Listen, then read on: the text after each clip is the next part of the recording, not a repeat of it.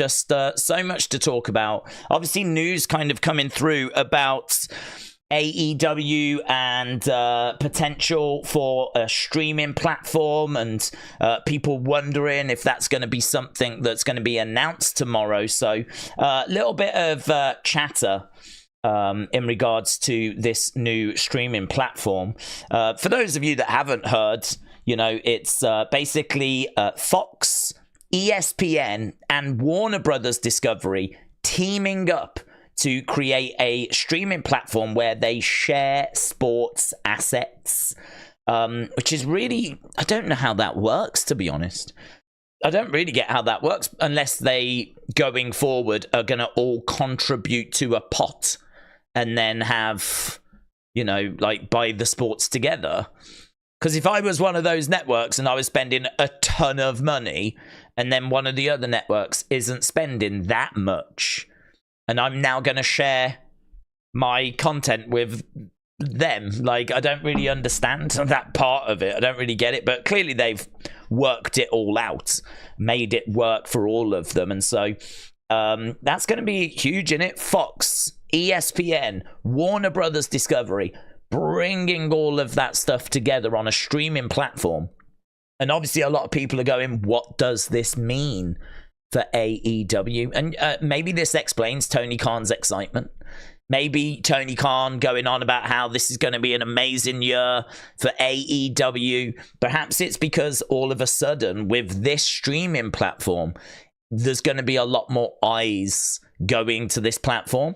You know, WWE now might have a bit of a bigger problem on their hands with AEW going forward, but it's still very early. You know, Tommy was just saying on the Wrestling Escape pod, it's all just speculation at this point. We don't quite know how this is going to play out or how this is going to affect things.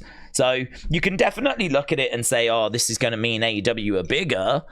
But you could also look at it and say, well, they're going to be there, but it doesn't mean people are going to watch them. You know, they're going to be buried under a lot of other sports. So it's, you know, is it going to be, is it going to have that much of an impact at this point? We don't know. We just don't know. Wasn't expecting this news. No one had anticipated this news. It feels like pretty big news, as we said, for AEW, and maybe goes some way to explaining what's happened. There's a vacancy in creative at WWE, which has got people excited. Bully Ray said, I'm going to submit my resume. I actually don't watch Busted Open Radio. I've only seen one clip from him and I wasn't that impressed. So I honestly don't know if that would be a good move or not, but to be honest, I think they're going to go. I looked at what you needed. You need like 5 years TV writing experience and all that kind of stuff. Like, it seems to be quite a high bar to get in, which is what you would imagine. But it's like you've got to have 5 years writing experience for a TV show. You've got to have certain degrees in different things. So, but Bully Ray might struggle there. He might struggle. There's that might be a bit of a barrier for him. And obviously the sad news, we haven't spoke about this at all, but Toby Keith passing away earlier. WWE putting a post out saying WWE is saddened to learn that country music star and former Raw guest host Toby Keith has passed away. WWE extends its condolences to the Keith family. I want to say a big thank you as well to everyone that took part in the opinions video earlier. That thing went way longer, and I don't even know why I'm surprised anymore, but it went way longer than I thought. We did the first one the other day. We had 80 comments. We managed to do it in just over an hour. So this had about 30 comments, and I was like, brilliant, that's perfect. Because that means I should be able to get it done in less than half an hour, which is what I'm trying to do. I'm trying to get like manage, because who's got an hour to sit down and watch a video that long? Like, I totally understand that it's too long. I totally get it. I hear you. I know. I feel the same. But I think because in my head it's like, oh yeah, brilliant. There's, you know what I mean? This is great. I've got loads of time to talk about each comment. It ended up coming in at over an hour again. So I've really got to work on this. I've got to work on this. It's a problem. So we'll try it again on Friday for SmackDown. And I got to tell you, in my head, I don't care if I only get 10 comments or 5 comments. I don't care. In my head, I'm telling myself, like, you cannot spend ages on each comment, right? So I might even introduce a clock and try and stick to that. But I did that for the Sunday streams, and that went out the window. It's a real problem that I've got. It's a real problem. Eric, shout out to you. Aaron said, Daze, do you think Trick versus Melo should be at Mania? I note that they keep getting the Mania sign in the background. I think the two superstars deserve the moment, but do you think it should be at the NXT pay-per-view, says Aaron. It's a great question, Aaron, and honestly, my answer would be I don't mind it going on either show. I think that having an NXT match at Mania would be a great way to showcase that we do have another brand. Here's a load of superstars from Raw. Here's a load of superstars from SmackDown. You know, we present their matches, but in case you didn't know, here's a match from NXT. Because we do have another brand. It's our developmental brand, and you can watch it every week on the USA Network, soon to be the CW Network when it moves. But I think so for that, I think there's definitely a shout for that. It reminds me a little bit of 205 Live and the Cruiserweight title, and the fact that we used to do Cruiserweight matches on like the kickoff show. And that was a way of just kind of highlighting that division. Remember, like Cedric Alexander versus Mustafa Ali or something like that for the Cruiserweight title. So you absolutely could do it. Yes, you absolutely could do it. But I also think that NXT is a brand which has some star power to it. Like, they have built their own stars. And I mean, is there anyone hotter right now than Trick Williams? And in a few months' time, is that going to change? I don't think so. I think Trick Williams is the hottest star in NXT. And Carmelo is one of the most well-known stars in NXT. He's been on SmackDown quite a few times now. So the only thing I would say is if you do it at WrestleMania, which you absolutely could, you are really taking some away from Stand and Deliver. You know, Stand and Deliver would be able to put a show on without Carmelo and Trick, but you really are taking some big stuff. You're taking their most popular star, and you're taking one of their biggest stars away from the show. And so Stand and Deliver is going to, like, it's going to suffer in it by not having, you know, you put Carmelo and Trick on that. I mean, you could have it as the main event. It could be the main event, even though it's not for the title. It could be the main event. So that would be my only concern with it. But yeah, it's so big, you absolutely could go with WrestleMania. You absolutely could. I was lucky enough to see Toby Keith in concert. He will be missed, says Eric. The guy said we want Daze with glasses more often. Do you know, I don't even think about like wearing them. I went to the opticians. I'll tell you a quick story. I went to the opticians about 2 years ago, something like this. And the guy looked in my eye. I wear contact lenses. The guy looked in my eye and he was like, right, we've got a little problem. He says, there's a vein in the back of your eye, right? Everyone's got it. And if you wear contact lenses a lot, that vein can actually swell, right? And the problem is, once it swells, it widens the vein, and that vein will never go back. Like, once it swells, it kind of stays swollen, right? And he said, it's fine. Like, it's just a bit of a sign of over wearing contact lenses. And he says, but the problem is, if it swells to 2 millimeters, that's a real problem, right? Because we don't want to run the risk of this vein popping, right? So he's like, 2 millimeters is fine, but at that point we have to really start having a conversation about should you wear contact lenses anymore. And he went, right now you're at about 1 millimeter. He says, so you're okay, but you've really got to be like, you need to be more careful than what you're being. Because I used to just wear contacts all the time, like all the time. And so that really scared me. It really was like, oh my God.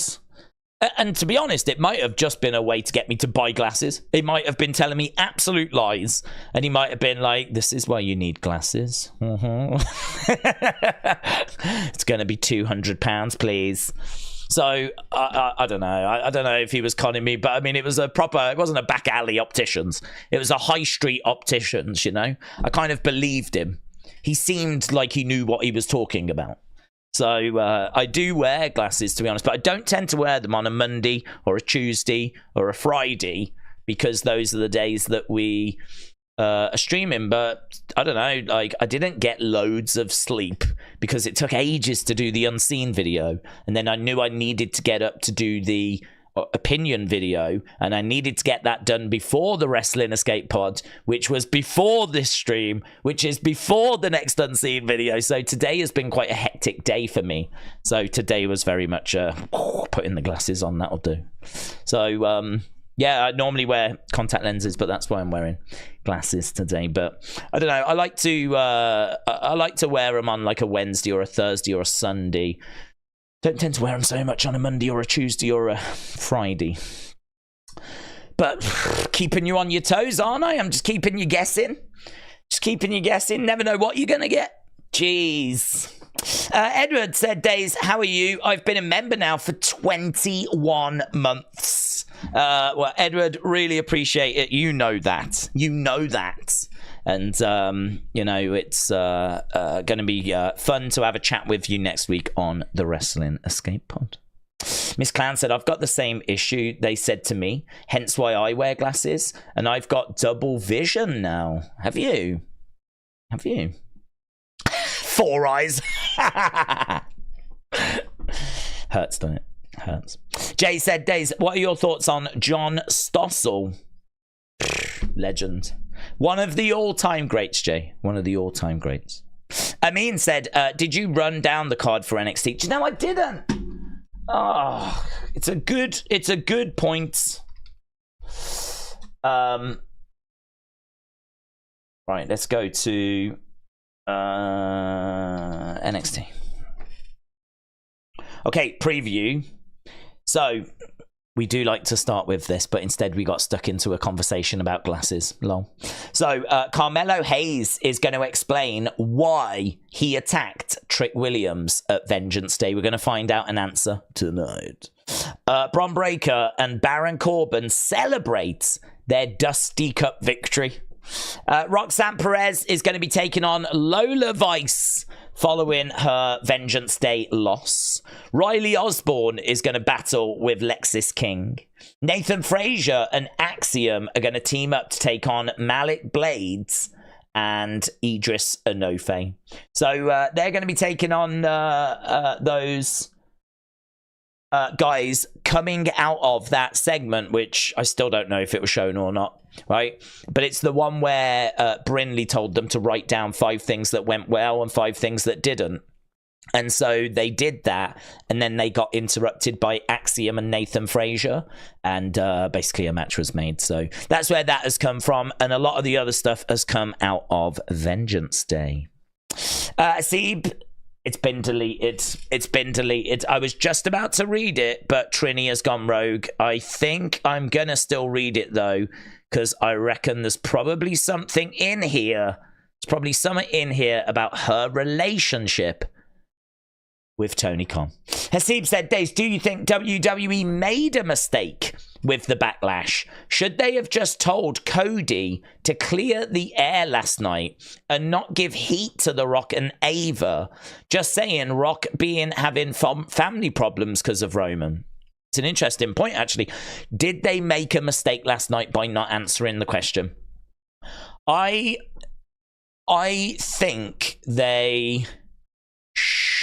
think they made it clear that an answer is coming on Thursday, okay?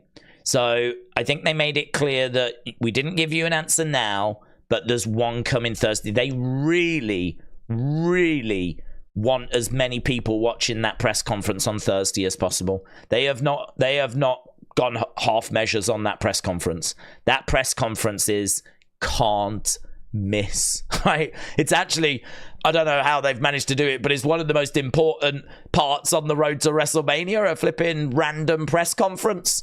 So they were very, very clear Thursday. And I think to try and lower the temperature right, to try and lower the temperature, I think they did make Cody tweet that tweet. I think they had a word with him and they said, listen, put a message out, would you? Saying like, you know, thank you, but I've got this type thing. And he put a message out saying, trust me. Guys, I love your passion, but trust me, right? And I think that was designed to try and lower the temperature. I think that was designed to get people to still show their support. You see, they're walking a tightrope. WWE. They're walking a tightrope because they love the "We Want Cody" thing. They love it. Why would they not? Why would they not? One of their wrestlers has had an outpouring of love so loud that it trended #1 over the weekend. Like, they have got one of the most talked about men in the world, right? It's like Taylor Swift levels, right? If Taylor Swift announces a new album, she'll trend, right? Or is on tour, she'll trend, or whatever, right? Well, they just had that with Cody Rhodes.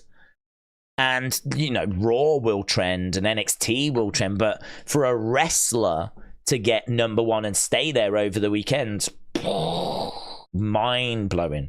So they absolutely do not want to derail that. So not for a second do I think they didn't lean into it. I think they absolutely did, right? And people are saying, did they hand out signs and all this kind of stuff? I think there may have been some WWE signs that were created by WWE. Word on the street is that some of the NXT We Want Cody signs were created by WWE, right? And so if they did it for NXT Vengeance Day, I don't think it's out the realms of possibility they planted some for Raw. But a lot of people have been coming forward going, no, I made them. There's lots of people going, no, they wasn't planted there. There's a picture of someone with a whole stack of We Want Cody printed off sheets that apparently went to the show and handed them out. So they weren't WWE. It was a fan that handed out those little We Want Cody ones. There's other ones that were like red and blue, We Want Cody. There's a picture of a girl at home making them, right? So I think that a lot of that was actually from the fans. I wouldn't be surprised if some were made by WWE. But I think what's undeniable is that they showed them. They didn't have to show them. They could easily have ignored them. But the camera showed them specifically. You know, there's parts where Seth wasn't doing what you would think to try and cover over the chants. You know, there was times where a chant would start and Seth would stop talking and allow the chant to come through, right? They were clearly told to let the chants breathe, right? Because they We Want Cody. I think what WWE were hoping for is that arena would be like, we want Cody. We want, you know, screaming it, demanding it. It never quite got to that level. I think the crowds, I've got mixed feelings about the crowd because I think they did part of their job, but it was not that loud, rapturous, Daniel Bryan, we're demanding this type reaction, you know? So I think the Rock fans can look at it and go, that's all you've got. And they can, you know, feel satisfied. I think the Cody fans can look at it and go, well, you know, that could have gone a lot of different ways. And we still managed to make our voices heard at the live show.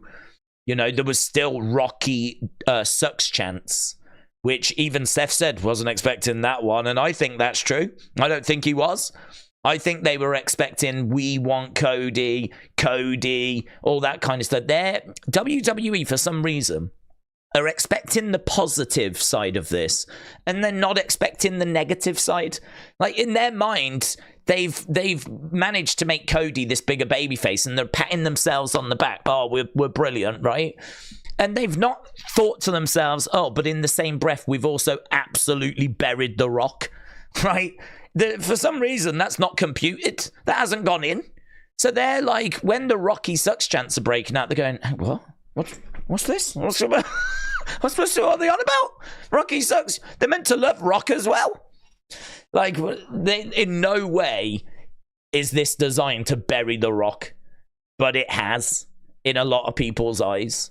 So This is what I'm saying about work, shoots, work that's a shoot that's a work. I don't give a flip. I don't care. There's one question that has to be asked: are you getting the match you want?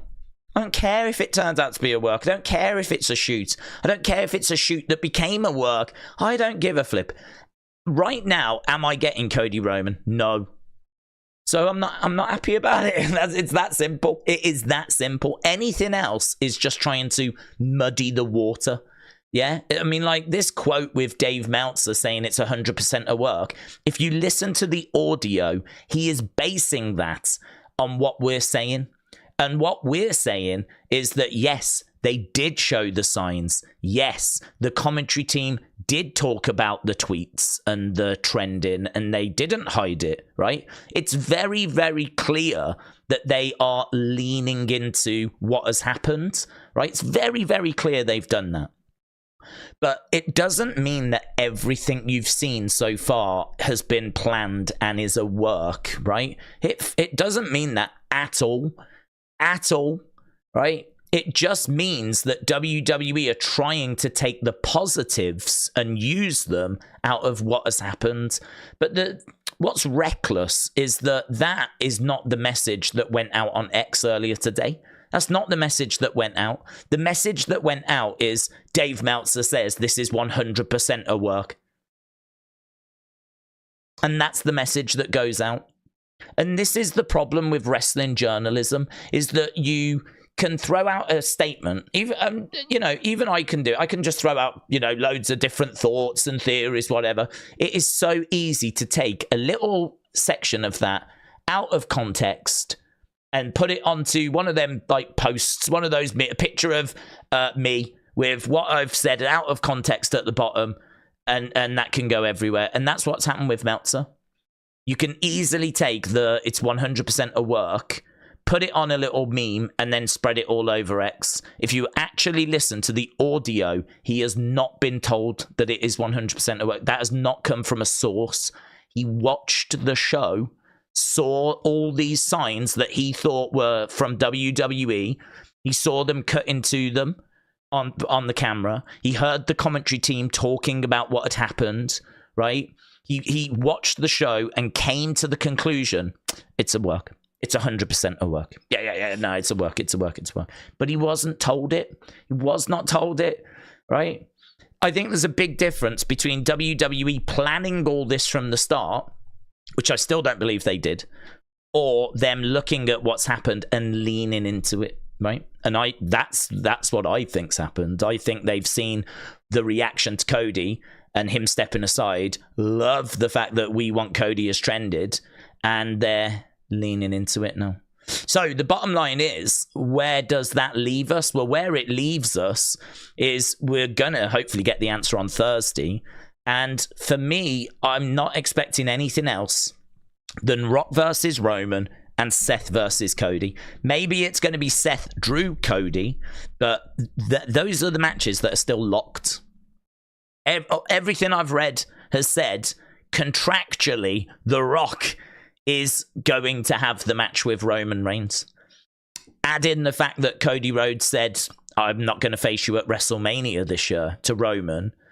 I know a lot of people are like, it could be a swerve.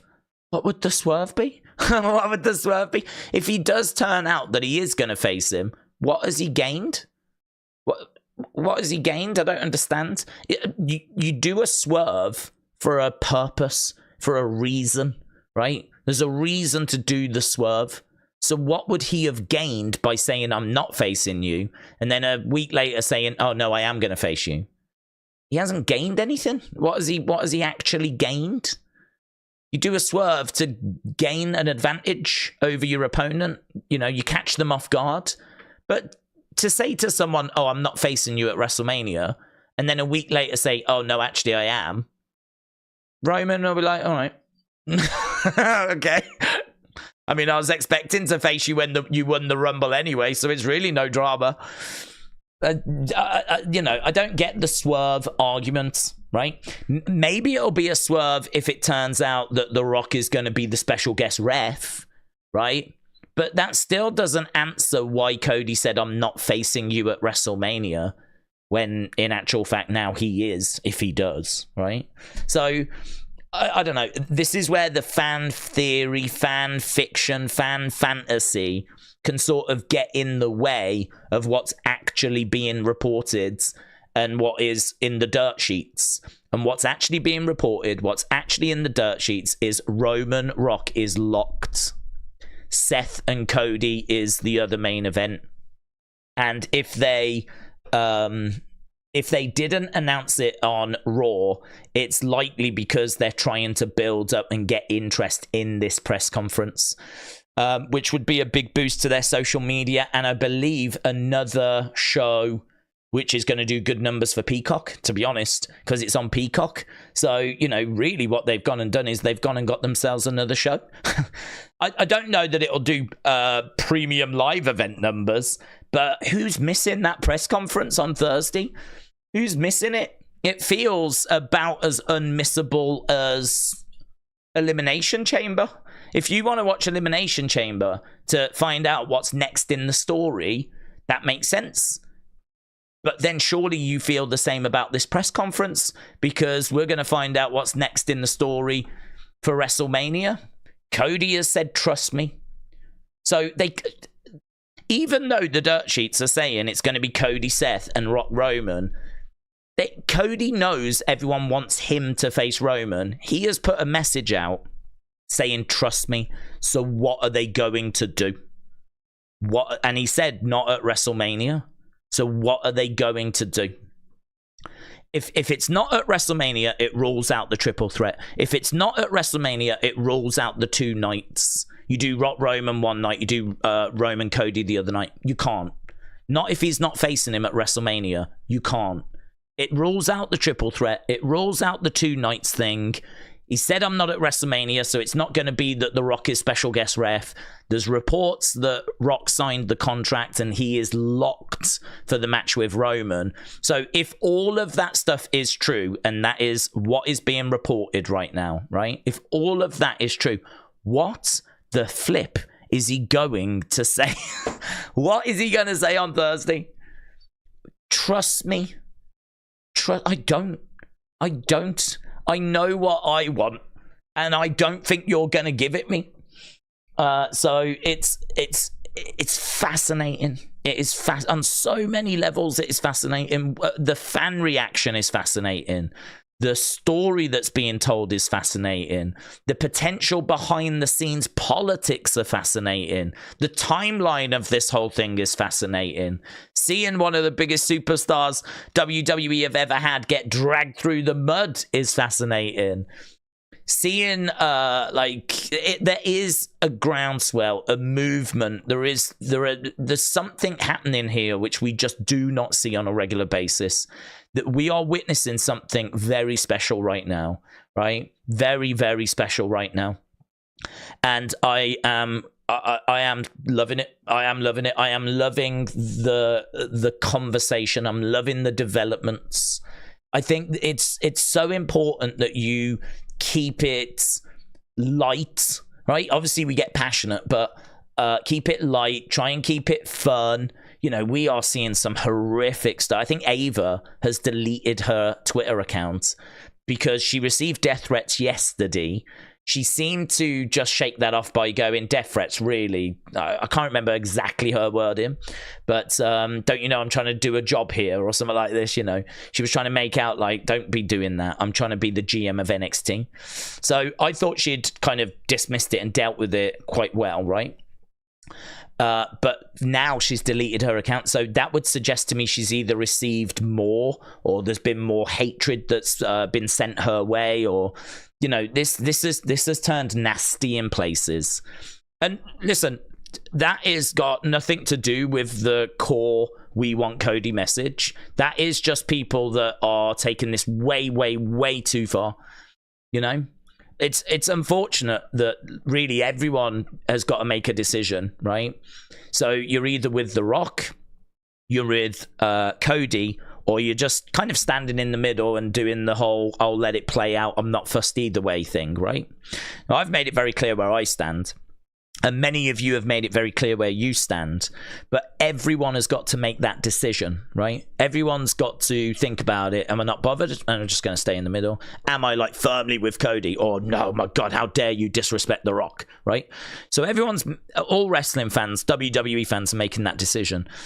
The problem is there's some people out there that are pretty twisted by the looks of it, that are also making this decision, and they've decided, no, Cody is the one I'm backing.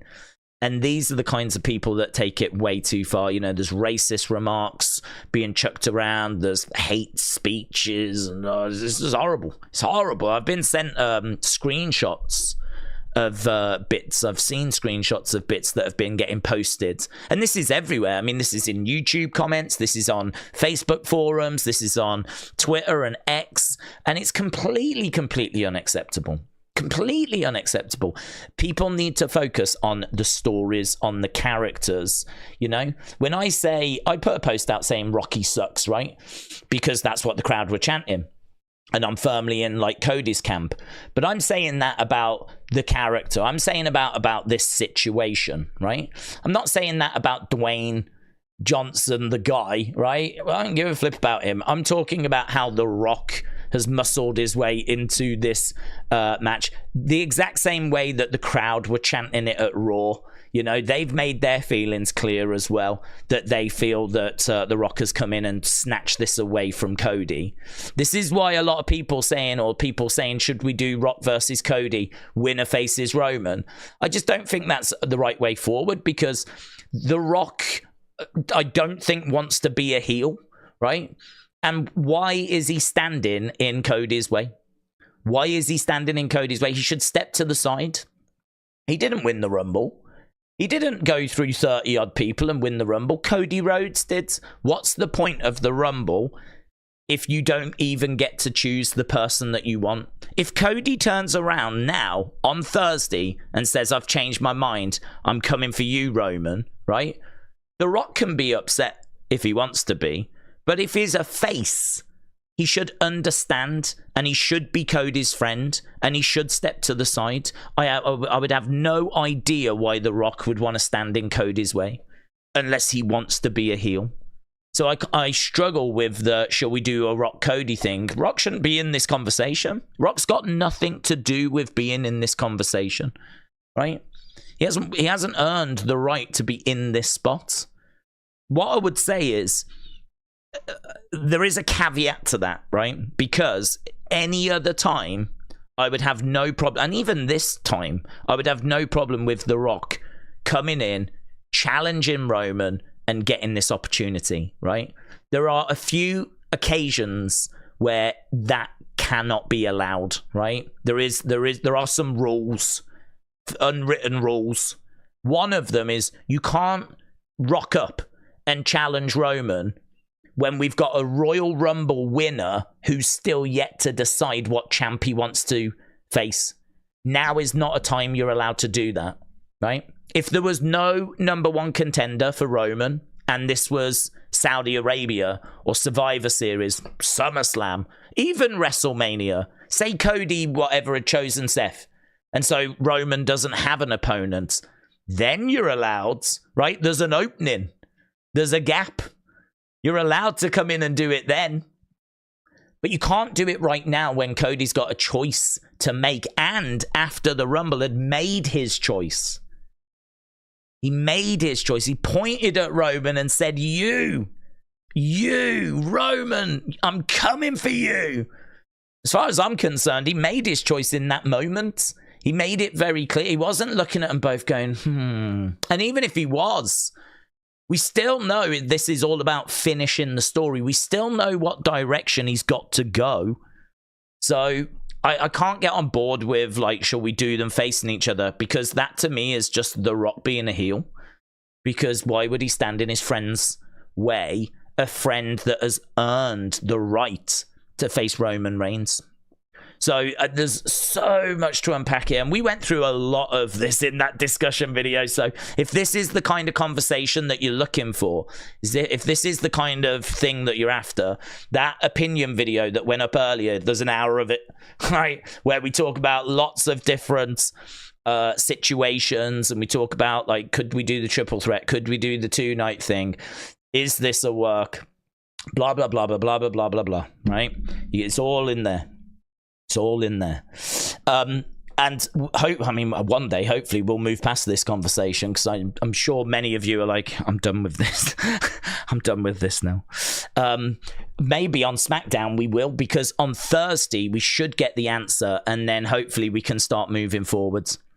And don't forget, Cody is going to be on SmackDown this week, which is interesting, because he was announced to be on SmackDown for last week and this week. So Cody is going to be at the press conference on Thursday. He will then be at SmackDown on Friday. I think that there is a plan, right? I think there is a plan. I don't think they're deviating from that plan. I think that they are going to roll out whatever this plan is at the press conference, and what will be, will be. But my concern is that all the dirt sheets right now are saying it is Rock Roman, it is Cody Seth, and I think what they're going to do is they're going to find a way of making those matches as appealing, as satisfactory as possible, right? They're going to find ways of giving you those matches and you wanting them. They're going to come up with ways to try and make that work. A lot of people right now go, no, they won't. I'm standing my ground. You will be surprised at how many people will change their minds. You will be surprised. They will come up with stuff. They've got some of the best creative minds. As much as we as fans come up with stuff, they've got people that can come up with stuff as well. And they'll come up with stuff. They'll find something. I feel confident that they will find stuff that will make this better to swallow by the time we get to it. But at the moment, nothing is suggesting that the matches are going to change. Daddy Cat, shout out to you, said, I think I would be fine if Cody or The Rock explained why. What did The Rock whisper? Any kind of explanation. I'm speaking story-wise. Yeah, that will be a big piece of the puzzle, and that might do it. That moment where they come in and they actually give the explanation, that might do it. I mean, we have, and again, this is nothing but fan fiction, right? And I'm not a fan of, I am a fan of it because I think it's very interesting to see what other people are thinking. The reason why I'm not a fan of it at the moment is because I think it runs the risk of damaging the Cody support, because you could come up with some good explanations, right? And we can throw some out in a second. And that runs the risk of people going, yeah, that would be okay, actually. That would be okay, right? There's no guarantee that they're going to do this. So people going, yeah, that would be all right. And then maybe not feeling as angry and not feeling as passionate and not going as hard with the we want Cody thing. You run the risk of thinking of something you would like and then actually receiving something that you didn't want. That's the risk that you run. We can give some good explanations now, but there's no guarantee you're going to get these, right? One of the ones which, I think would please a lot of people, and we've touched on it earlier, is if Cody is allowed to cash in his Royal Rumble win at SummerSlam. So he's not really stepping aside. He's just stepping aside for WrestleMania, right? And the reason why is because he wants to see Roman lose everything, as he said in his thing. And one of the things that needs to go is we need to weaken the bloodline. The bloodline cost Cody, and so we need to weaken the bloodline. And what better way of doing that than by having one of their own family kind of tear that family apart from the inside. This feud with The Rock could be what leads to Solo leaving Roman. At WrestleMania, we could see Solo Sikoa leave Roman's side, resulting in a much weakened bloodline, much weakened Roman Reigns, who then has to go to SummerSlam, where Cody Rhodes is waiting. So Cody may have a plan. His plan may be, I'm going to have Rock face Roman, right? And he's going to do it with my blessing, right? I'm going to have him face him at WrestleMania. We're going to do that match. We're going to weaken the bloodline, and then I get my shot. I get my shot at SummerSlam. And if they then announce that SummerSlam is Madison Square Garden, which is a fan theory that people are really into, I don't know where people are going to find fault with that then. You know, Cody wins the Rumble. He gets his prize. It's by main event in SummerSlam and getting his shot.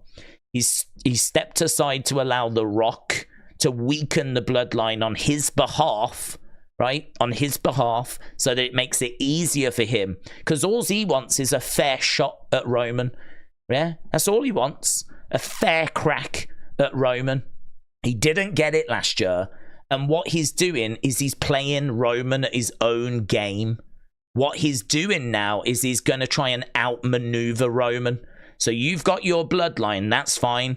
So my task is to bring the bloodline down. How am I going to do that? I'll get The Rock. I'll get The Rock. The Rock can do it. The Rock can come in because he's a family member that can tear that union apart from the inside. He's an insider who can rip it apart from the inside, right? So that weakens them, which means Roman's got to then go without Solo, maybe even without Jimmy, to SummerSlam, vulnerable, without that support network, which has bailed him out so many times, maybe at Madison Square Garden, where the story is finished, right? Now, to me, that would tick a lot of boxes, yeah? That would tick a lot of boxes. And this is a theory which has just been cobbled together by loads of theories, loads of stuff that's been put together there to find a way forward that gives you Rock versus Roman. Because then, to be honest, if Cody goes and faces Seth and Drew or whatever in the other main event, no one's going to care, are they? We understand that really this is for Cody's benefit. The Rock is doing it for Cody, right? And that changes the dynamic.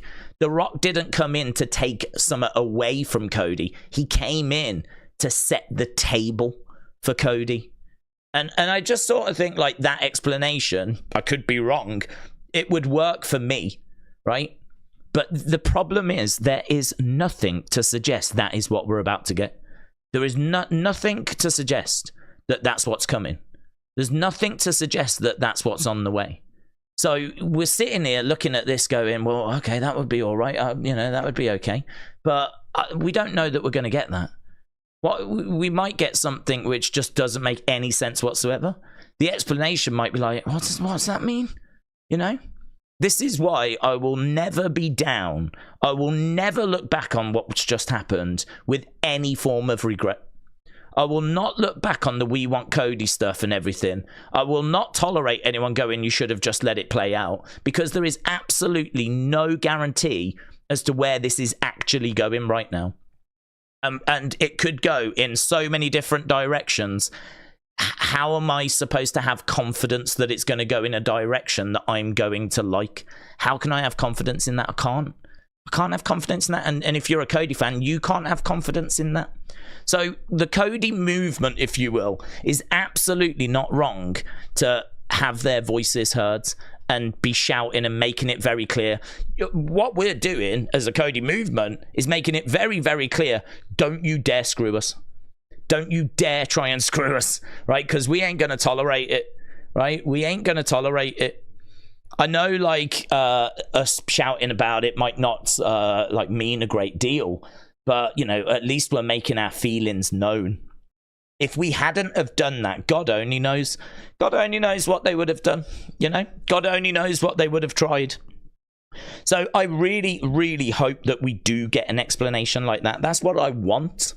I want an explanation like that. I want it to go in a direction where we can be satisfied and we can enjoy the journey and we can be, like, you know, happy about, like, the things that we're getting, and not be, like, down on it all. No one wants to be, like, negative and down and all this kind of stuff. They need to find an explanation that makes sense. But there's nothing to guarantee that they're going to. There's nothing to guarantee that the explanation that's coming is going to satisfy you. So you are right to make your voice heard right now. I will not look back on this with whatever comes next with any guilt or embarrassment or anything like that. I think what has been achieved over this weekend has been something that we really, really do not see very often. And WWE have loved it. Not the toxic side of it. No one stands with that. That should never have happened. But they love the fact that we want Cody trended. WWE are very grateful to the fans for doing what they did.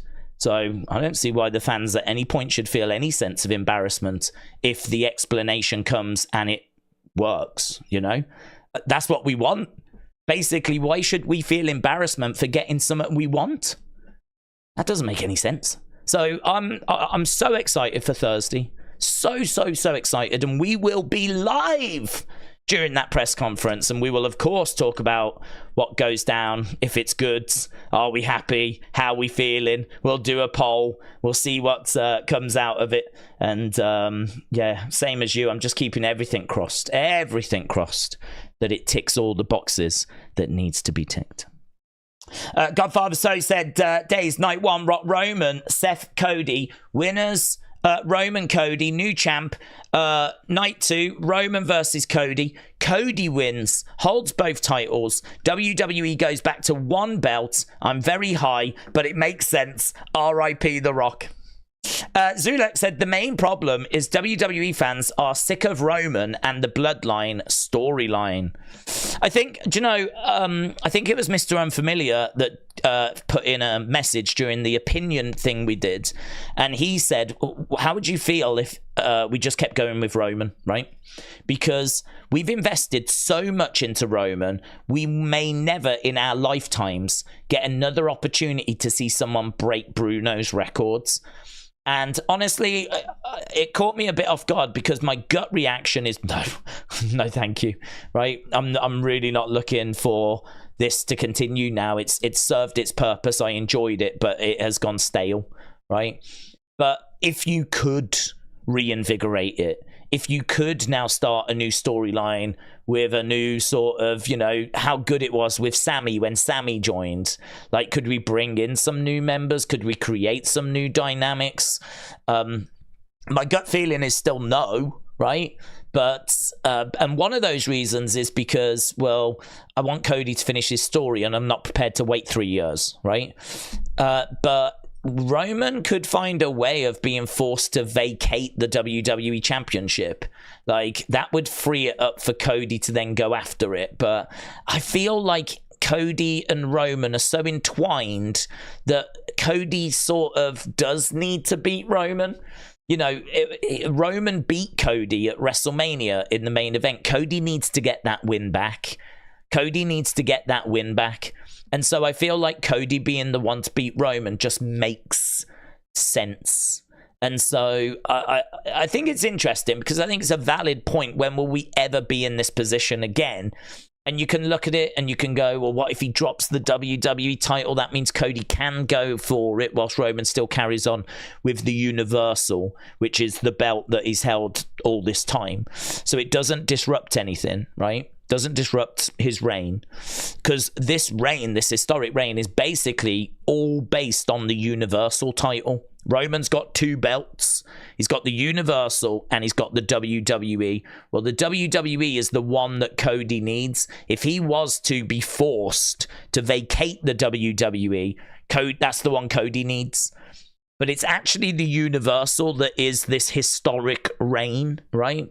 So there is maybe some up there. It's not a story I would tell. It's not a story I would tell. But there's maybe some up there. And then, like, could you reinvigorate the Bloodline story and just keep it going and get him to that records? Again, not a story I would tell. Because I think that I love the Bruno records. It's not a record I'm looking to see get broken. I feel like Roman has achieved more than any of us expected. And I just think that he's had enough. We've given him enough. There are so many superstars that need opportunity to get at these world titles. I would not just keep going with Roman endlessly. Or to this Bruno record. It's another 3-4 years. So it's definitely a no from me, but I did think it was a very interesting point. And there are definitely Roman fans out there that would keep going towards that. So again, you know, I know I'm like banging the same drum, but these are the kind of conversations that are in those opinion videos.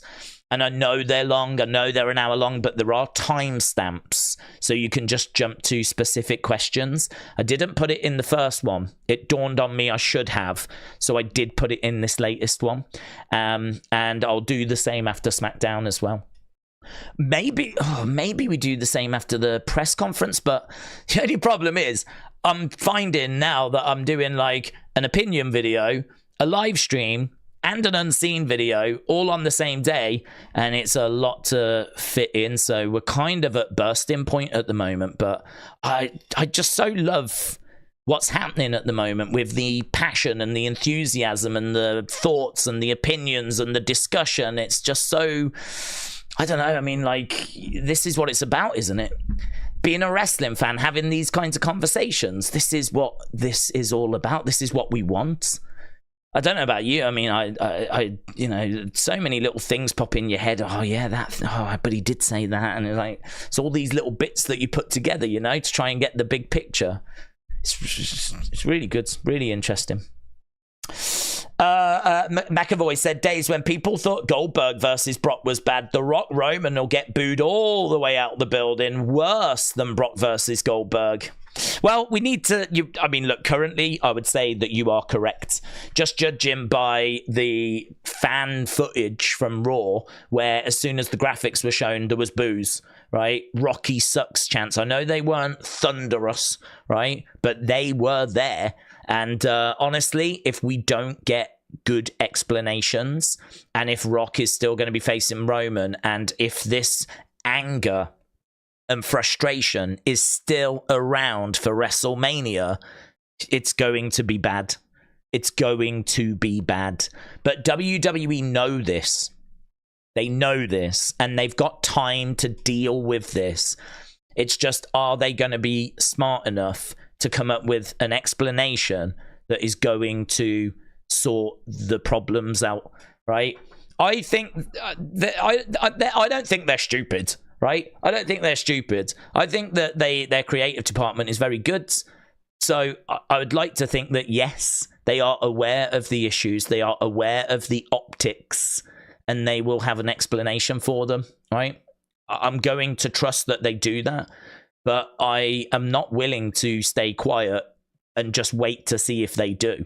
Right? I'm not interested in that. Like, we want Cody, right? I will quite happily keep putting that hashtag out there, because right now I'm not getting what I want, and there's not really anything else I can do. I've got the option of just staying quiet, right? And I don't see what that achieves, or I can put out "We want Cody" and again make it very clear as to what it is that I'm looking for. So again, no regrets, zero regrets. And I'm saying that now before any explanation has even arrived. It might arrive and it might be garbage, right? It might be a load of rubbish, and we go, that's it. That's what they're doing. And there's many times that WWE underwhelm. Many times. We all remember the end of Clash at Castle, yeah? Clash at the Castle, when Drew lost, and we thought there was going to be something to just pick the crowd up, and it turned out to be a sing-song where they grabbed microphones and started singing American Pie. You remember that, yeah? You remember that? And it ended, and we were like, what the was that? That's what they came up with. We could absolutely get that same reaction on Thursday. We could absolutely have that same reaction.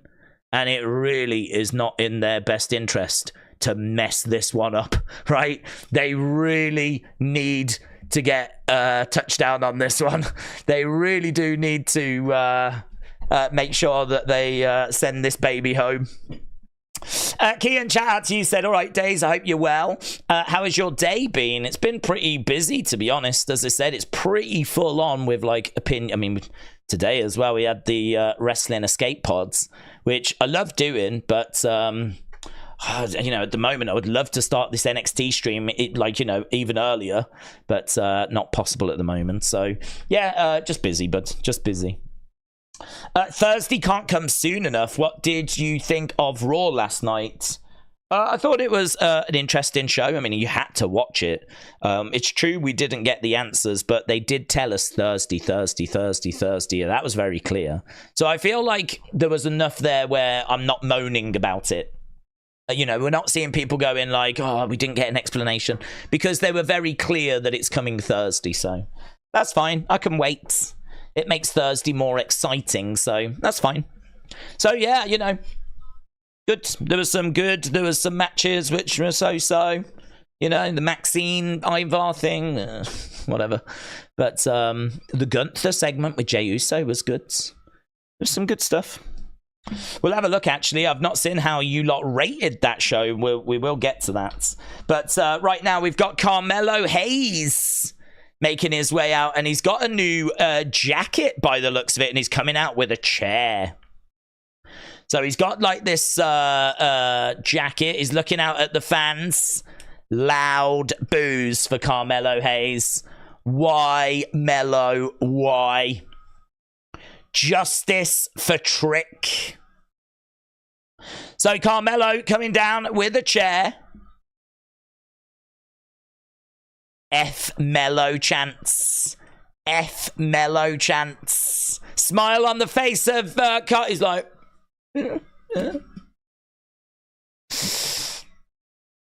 Carmelo looking out at the crowds,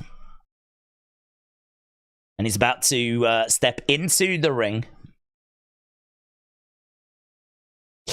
Right, Daze, speaking of wet, what's the plan? It's Valentine's Day, so I'll look good for you.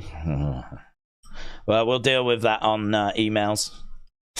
Minnie said people don't like The Rock, so do you think that they will cheer Roman and boo The Rock, or will they boo both of them at WrestleMania? Long way to go, my friends. Long way to go.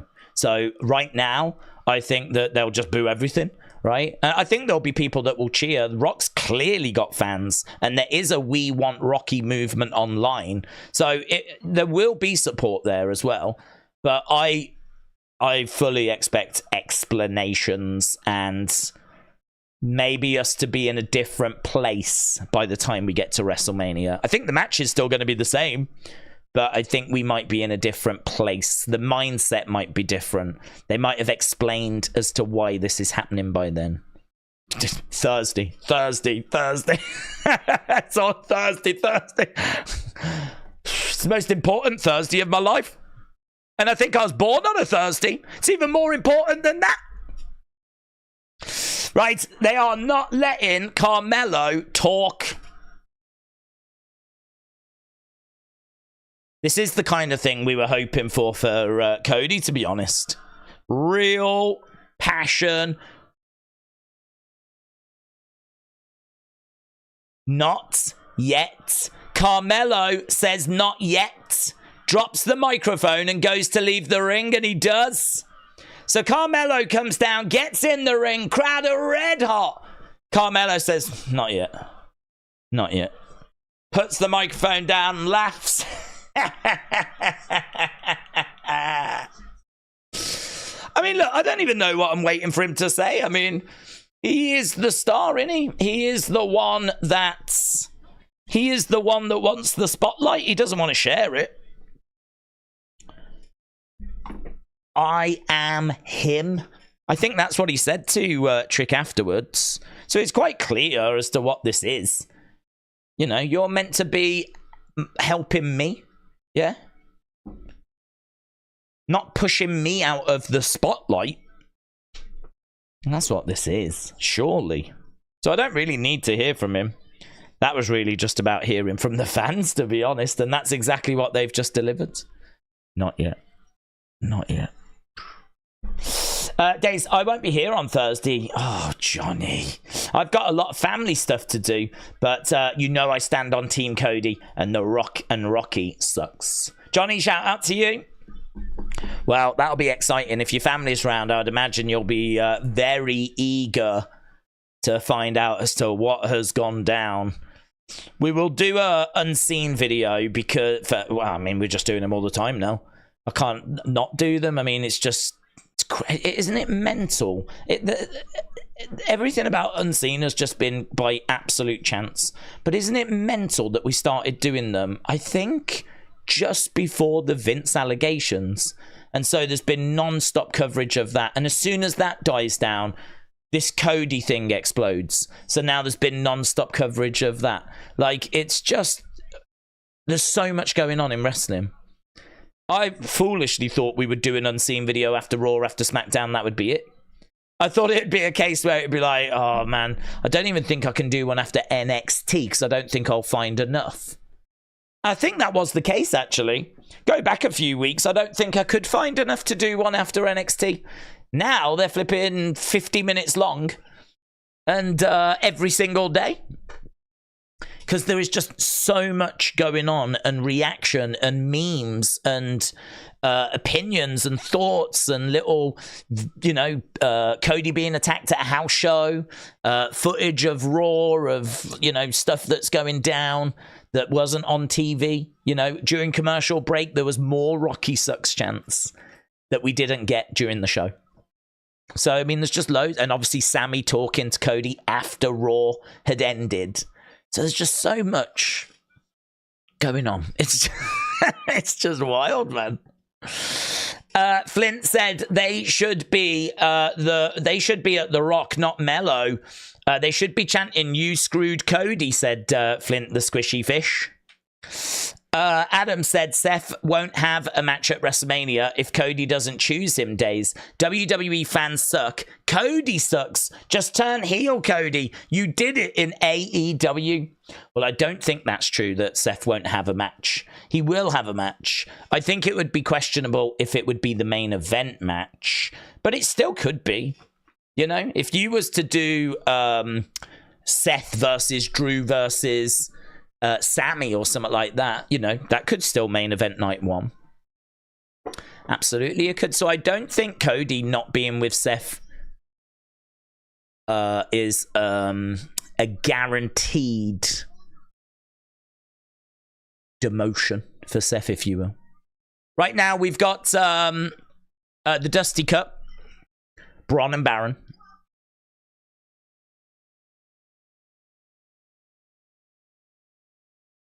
Team Classic. So there we go. Baron Corbin, Bron Breakker. They're getting cheered, man. They're getting cheered. The Wolf Dogs. The Wolf Dogs. How much did you pay her to say that? Baron Corbin said Sunday was off the charts.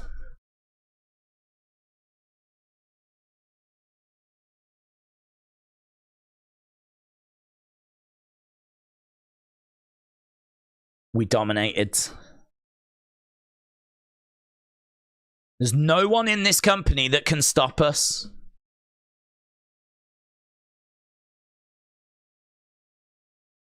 Oh, yeah. He did get caught on that rope, didn't he?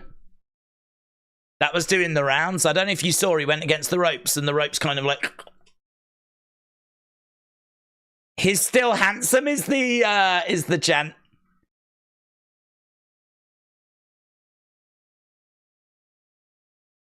When you run at 23 miles an hour, stuff will go wrong.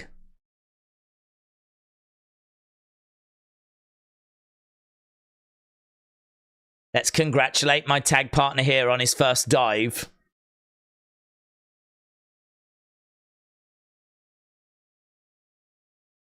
You'd never have made it if I hadn't have given you a boost. So they're really... these are like faces, aren't they? I feel like I'm at some awful stand-up comedy show.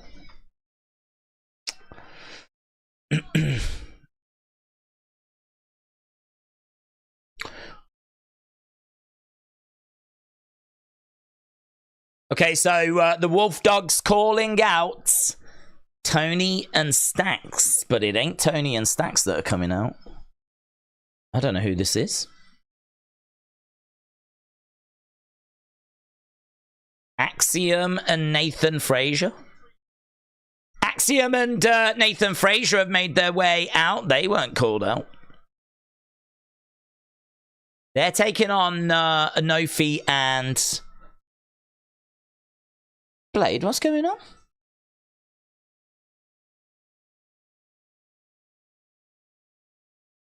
Have we just run out of time? What's going on? Wolf dogs are on the outside. Yeah, look, Bron's like, what are you doing out here?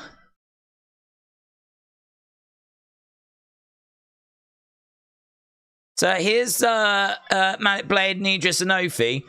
I think even Bron and Baron aren't quite sure what's happening right now. This seems a bit weird, doesn't it? This seems a bit strange. What the hell's going on here? So, Blade and Anofi are coming down. Has Bron and Baron just been told to go? Or are they still at ringside? Or what's... I think... Oh, they're going on to commentary.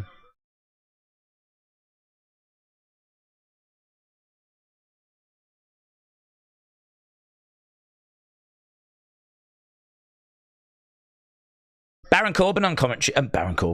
Byron Saxton on commentary.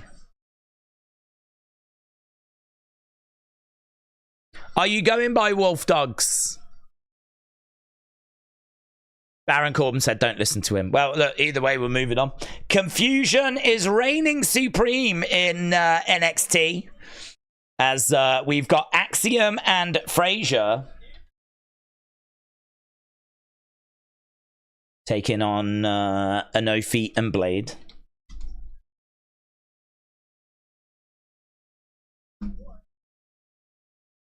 I think Nathan Frazier came out. They said to Nathan Frazier, "What's going on? Where's Tony and Stacks?" And it seemed to suggest Nathan Frazier like you were talking too much or something like this. There was that kind of a hand gesture. You were talking too much. Like we ran out of time with your comedy routine, so we've got to get to this match. I wonder if they're sat there now going, oh man, we're in so much trouble. We're in so much trouble. We shouldn't have gone as long as we did. Axiom. Daze Wrestling has not been this mainstream since 2001, said Mr. Dale Jr. Daniel Bryan was good in 2014. That was massive. There was other... I mean, Daniel Bryan was so big that you could see other sports fans doing the yes chant at, like, basketball and whatever. So I think that definitely stands out. After that, I don't know, a Kofi Mania maybe? I don't know. I mean, definitely this is a crazy time. Definitely. I mean, I don't think it's wrong to say it's like one of the weekend just gone is just a taste. If we were able to do that on a weekly basis, it's just a taste of what an Attitude Era in 2024 would look like, you know? But we've gone to commercial break. McAvoy Productions said if this turns out to be a work, it won't be the same. What were they... Oh, it's gone. If this turns out to be a work, it won't be the same. What were they playing at? It made noise around the world. Our question is, why did they do it? To pee off the fans? Well... we need to see what the explanation is, don't we? I think rather than shooty work, worky shoot, none of it bothers me. I'm really not hung up on it. It doesn't bother me. People seem to be really bothered about if it is a work. The whole thing was a work, right?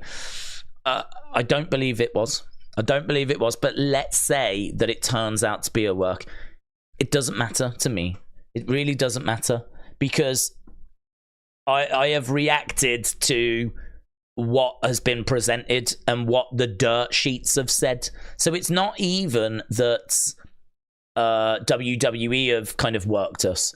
It's the fact that the dirt sheets have not found out that it's a work either.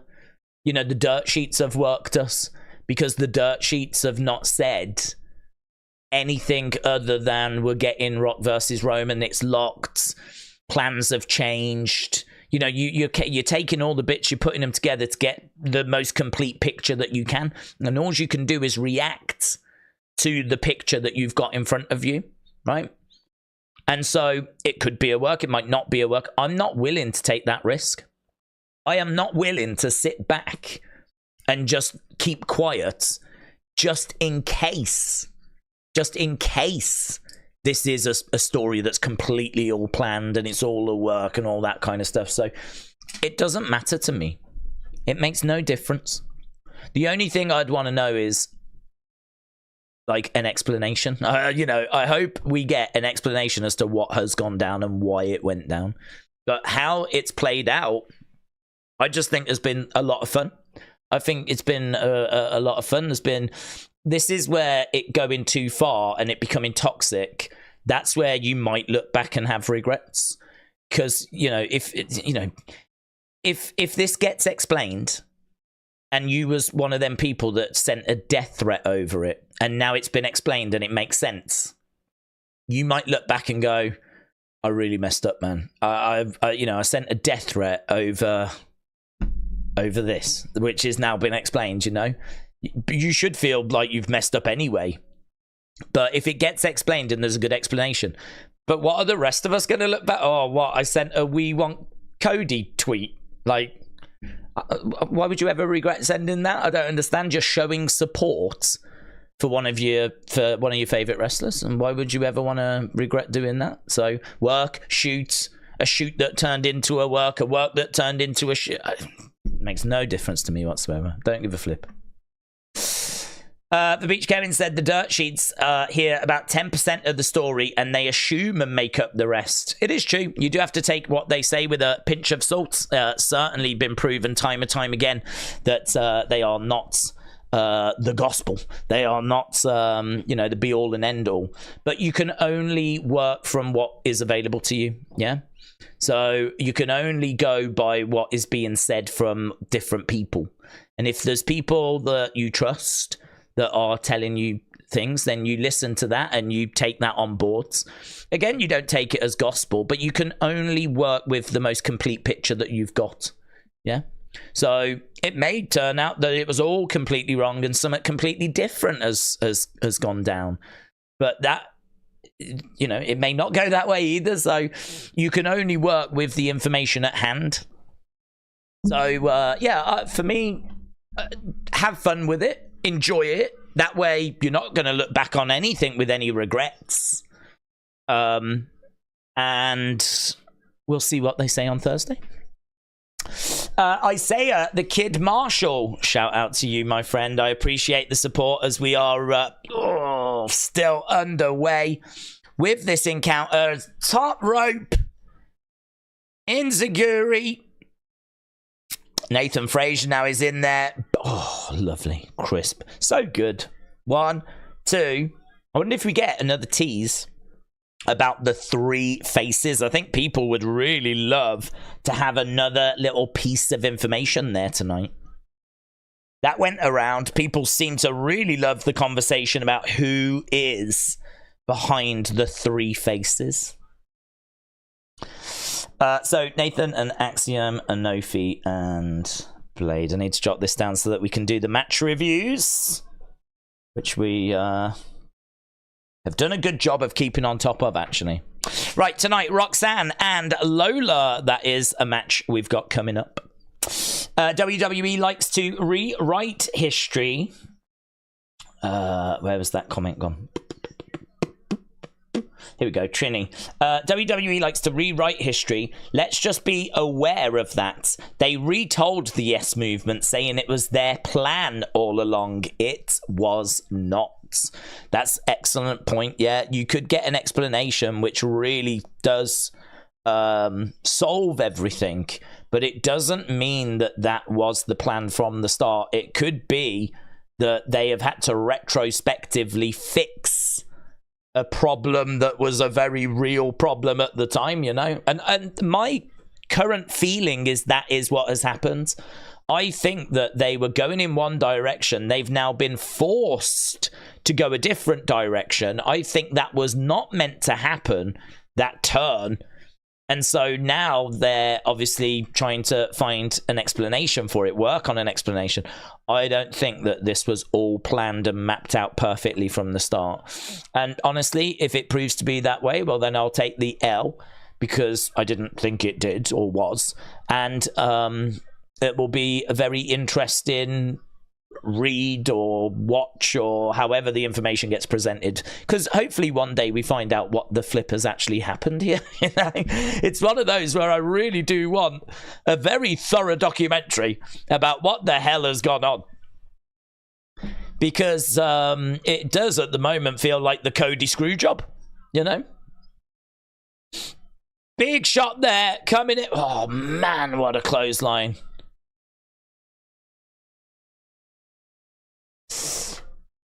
Axiom power bombed. 1, 2, kick out. What's he got around his neck? Blade. Malik has. Oh, big sit down power bomb by Malik. Blade 2. Oh, shoulder up there by Axiom. It's a weird little necklace thing, isn't it? Like, I don't know, what is that? Is that ceremonial or something, or is it just fashion? I don't know. Does it mean something? 2. Oh, Nathan Frasier making the save. I don't think I've actually seen anything like that before. It's like a bandana that's sort of like wrapped around. Does anyone know what it is? I don't know. I've never seen such a thing. Certainly not whilst wrestling as well. I mean, like, I don't know. Would I want that if I was wrestling? Don't think I would. What if someone grabs the back of it? Doesn't strike me as a great thing to have whilst wrestling. Lovely Spanish fly. Now we got Nathan Frasier going up. 1, 2. Oh, and a save there by Malik Blade. A Spanish fly Phoenix Splash combo, said Vince Austin. WWE AEW fans said we are at a picture-in-picture break. Dort Knight said, I'm going to be honest, I'm not proud, but I have written a rap song for ladies that I was dating. Is it just one rap song that you've written about ladies you were dating, or are they rap songs for when you go on dates? Because they're two very different things. Both of them are cringe, but they are two very different things, and I will need further answers. John Elite said, Daze, would Okada on NXT be a good move if he goes to WWE? Shinsuke and Finn started there. Okada would be good in NXT because I know there's a lot of wrestling fans that just can't get their heads around why one of the best in the world would go to Okada. Would go to NXT. And why Okada would go there. But we've mentioned before that he needs time to find a house and actually move. He needs to like be looked at the performance center, right? I don't know if they need to like just, you know, run a few medical tests and whatever and just kind of get him kind of settled in, you know? Get him used to being in. I mean, it's a big ask to just go, boom, there's SmackDown. You know, boom, there's Raw. It's not, I mean, really, who have they done that with? Who have they done that with? I mean, so many people go through NXT and then go to the main roster. I mean, AJ Styles, they did it with in 2016, but he had already worked and been based in America and was American. You know, we've got a language barrier, which is going to be a problem. He's got to move, so he's going to need time to do that. Clearly, he does not need to learn how to wrestle. But what he does need is we need to work on his understanding of, like, hitting time cues in WWE. So, like, this is how we communicate that here, right? It may be different to how they do it in New Japan. I mean, how do they present their shows, and what are the expectations of New Japan compared to the expectations of WWE? I would imagine that they are very different, right? They're different cultures, they're different promotions in different countries. there is going to have to be an adjustment. So NXT for me is just the adjustment phase for Okada. It's a great boost for NXT. I mean, it really helps NXT. It helps the fans that don't know him to get to know him, and it allows Okada to adjust to the new company, to living in America, to find his feet, so that when he does go to the main roster, he is settled, he is comfortable, and we can really start working with him, right? So to me, it is anyone saying, why is he going to NXT? Why would he go? What, you think he needs to learn how to wrestle? No, no one's saying that. No one's saying, why would we say that? Clearly, that is not the case. But NXT can serve so many other purposes. It can be like the reception desk for WWE. Welcome, Mr. Okada. Welcome to America. Are you all settled in, sir? Right? We're just going to go through some basics, take a few months, and then we'll have you on the main roster, right? So it can just be a reception desk. Look at it that way. You know, we see like people that need to reinvent their characters, like Baron Corbin, like Dijak, come from the main roster down to NXT to not learn how to wrestle, but to repackage themselves. So you can't just say that this is just people learning how to wrestle when you've got Baron Corbin and you've got Dijak down there, you know? And we've had Becky as champion, and obviously that was for ratings. But again, we did do it. We did do it. We did have Becky come down and be their champion. Only, was it last year? Last year? In my mind, I was like, was it earlier this year? But no, it was last year. So yeah, Okada goes there, few months. Anyone that doesn't know him will get to love him. It'll be amazing for NXT. Allows him to adjust. He's a bigger star when he goes to SmackDown Raw because people will know him. Plus, also in this day and age, you can work NXT and the main roster. You know, we can easily still show him off on SmackDown and Raw. We can still have him stepping up to people and do the odd match if we really wanted. You know, look at Dragon Lee. So yeah, and then you look at the history of Asuka, Finn, Shinsuke. All of them went to NXT first. 1, 2. Oh, Nathan Frazier makes the save. So some very innovative offense here from Nathan Frazier and Idris Enofe. Oh, an Axiom. Now we've got Malik and Idris going up. Pushed to the outside there by Nathan. Elbow by Enofe, but he misses. Nathan Frazier is climbing up. He's in position. Oof. Now Axiom is looking to go up. He's trying to get the crowd all fired up. There's a kick there. Enofe goes down. 2, 3. And it's a win for Axiom and Nathan Frazier. So Axiom and Nathan Frazier pick up the victory. It was full of spots. It was full of action. It was bonkers. Oof. Let's do the poll, shall we, and see what people thoughts. James says, Melo and Trick feuds. This has got like HBK, Triple H feud. They're best friends, but better enemies. Yeah, I think that's a very fair, very good comparison. Yeah. We've got Baron and Bron attacking. So Baron and Bron chuck in Axiom and Nathan Frazier out of the ring after their big win. Okay, is the family coming out now? Here's the family with the Riz! Yes!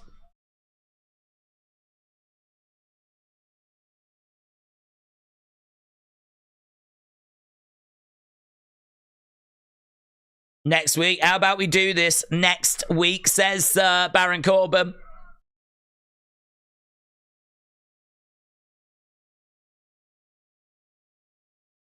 So, Wolf Dogs, you've got it. Stacks, Tony, the Riz come out, stand in the entranceway. Next week, tag title match. Okay, here is Ilya Dragunov.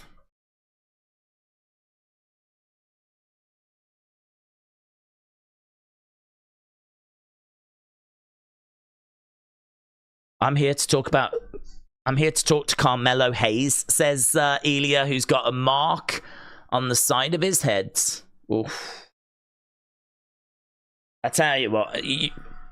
Boo!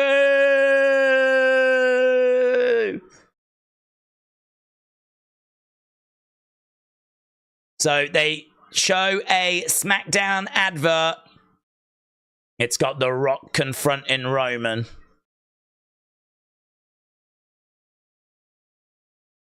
Logan's next challenger is going to be announced as well.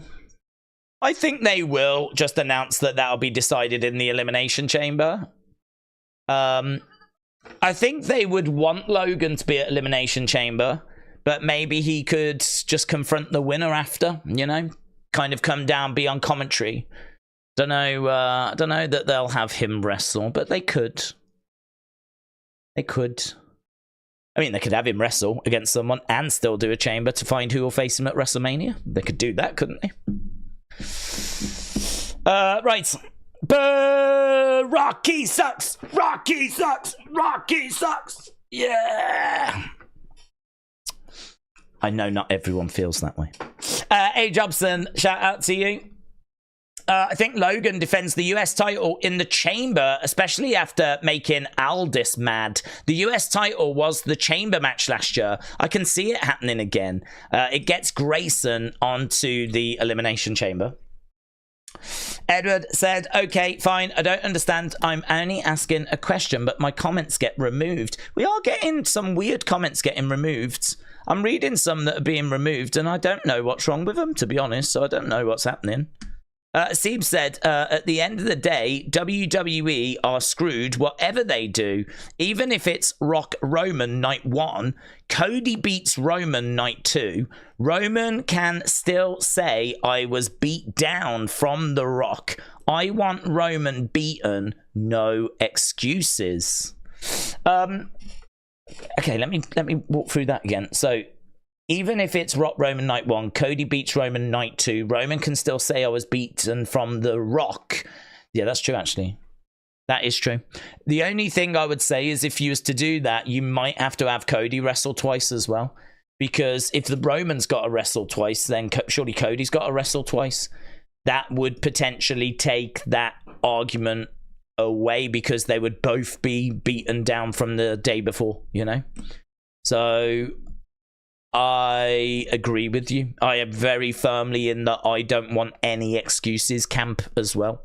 I am very much in that camp. So the only problem is, I mean, I know for Cody fans, the ultimate is just Roman versus Cody. But I feel like we're not going to get that. And so honestly, if someone was to say to me now, well, would you do Rock Roman on one night and Cody Roman? I would take that right now. I would take that. If it was offered to me right now, I would take it because at the moment, I just don't even think I think I'm getting Cody versus Seth, and I really don't want that. So I would take it. The next level down from that would be the triple threat. I don't want the triple threat, really. I would take it. It's better than where I am now, so I would take it. But it's not the one that I want because, as I said, I think people want Cody against Roman to be a battle for who is the best, who is the rightful champion, who deserves to be the face of this company. Having The Rock involved is just an inconvenience. He's in the way. I don't want The Rock in that match. And equally, if you are Rock versus Roman, it's about the family. It's about the bloodline. It's about who is the tribal chief. So why do you want Cody in the match? You don't. They're two amazing matches that if you put them together are ruined a little bit, right? Not completely, but they are ruined a little bit. You're kind of, both of those amazing matches suffer. So for me, I would take the 2-night thing over the triple threat thing, but I would take both of those things over where I am right now. Because where I am right now is I'm in the basement. I feel like the ground floor would be the triple threat, and the penthouse is the 2-night thing.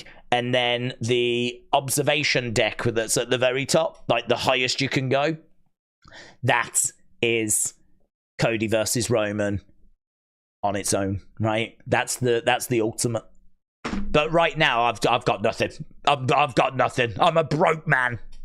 I'm a broke man scrambling around in the dirt. I'm crying. I'm actually crying. So we'll see what comes on. We'll see what comes on Thursday. Here is Ilya Dragunov. Here is Ilya Dragunov. Johnny said, "I'm just really sad. I got put in a timeout." Here we go. Here's Dragunov. See what Dragunov's got to say. Dates, do you like my profile picture? It's Cody. Sure, my friend. I like Cody. So I like profile pictures of Cody. You're literally in our basement, said James. It's true. In every sense of the word. I'm down. Let's see what Ilya says. Trick gave me everything he had.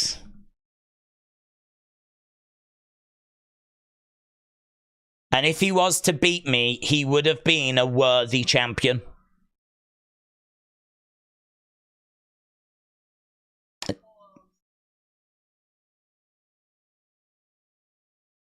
It's my duty to call out one person.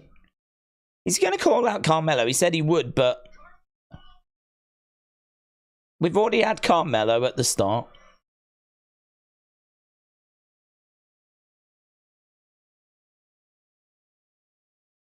You've attacked me with false accusations.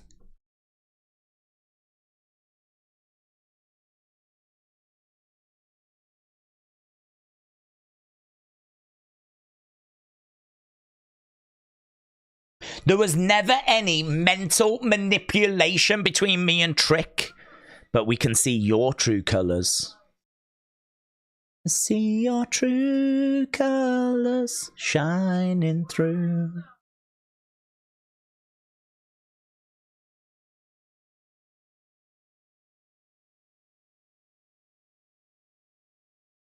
These people have already given it to you verbally, but I'm going to go beyond breaking you.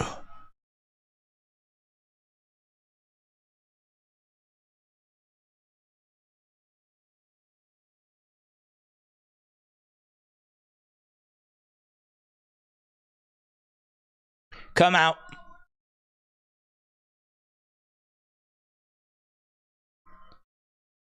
Come out here or I'll find you and fight you myself.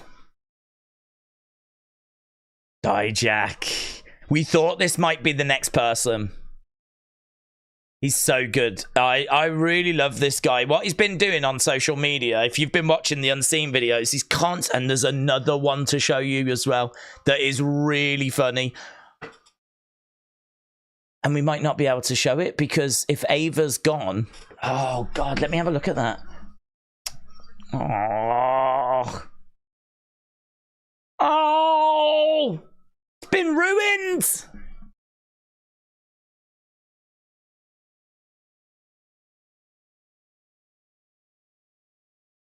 It's been ruined. I had a great conversation saved between Dijak and Ava from earlier today. And because Ava's deleted her account today, it's took part of the conversation away. I'll tell you about it as soon as we're done with this segment. It's really good.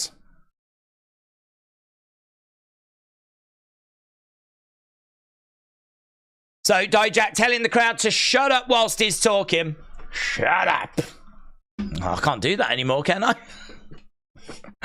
Can't get away with doing Vince impressions.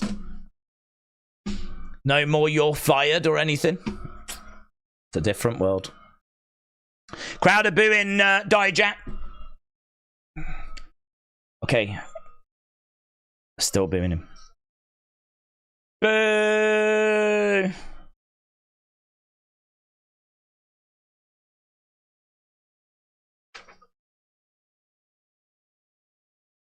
You're feeling just a little bit regular this evening, aren't you? You're standing there with a broken nose. Is he?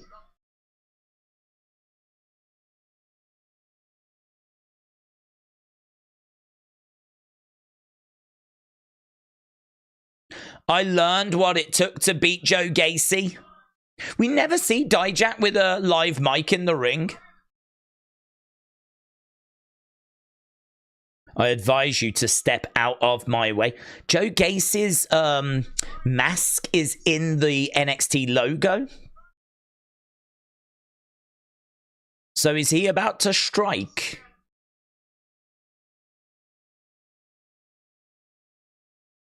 You have suffered like you will never suffer before.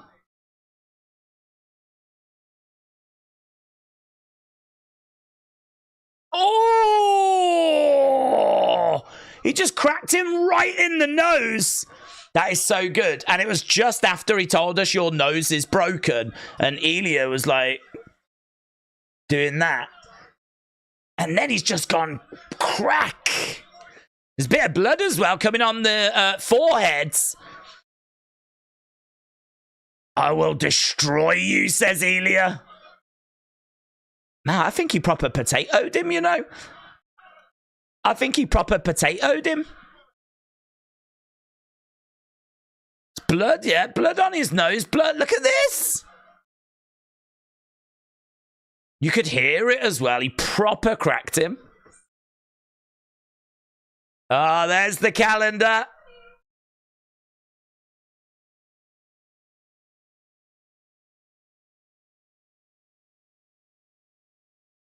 Sold out calendar.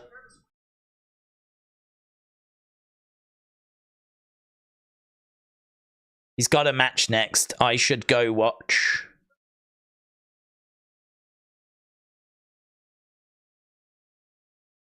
Don't come off too desperate.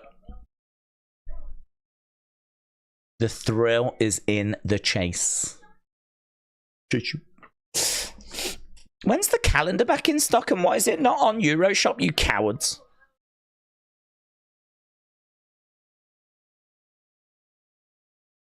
When have I ever been wrong? Thea's like literally never. So Thea's going to try and play it cool. See how that goes. What do you think is next for Cody at the Chamber? If I'm honest, I think he and Sammy will face Drew and Nakamura. Or Cody and Nakamura.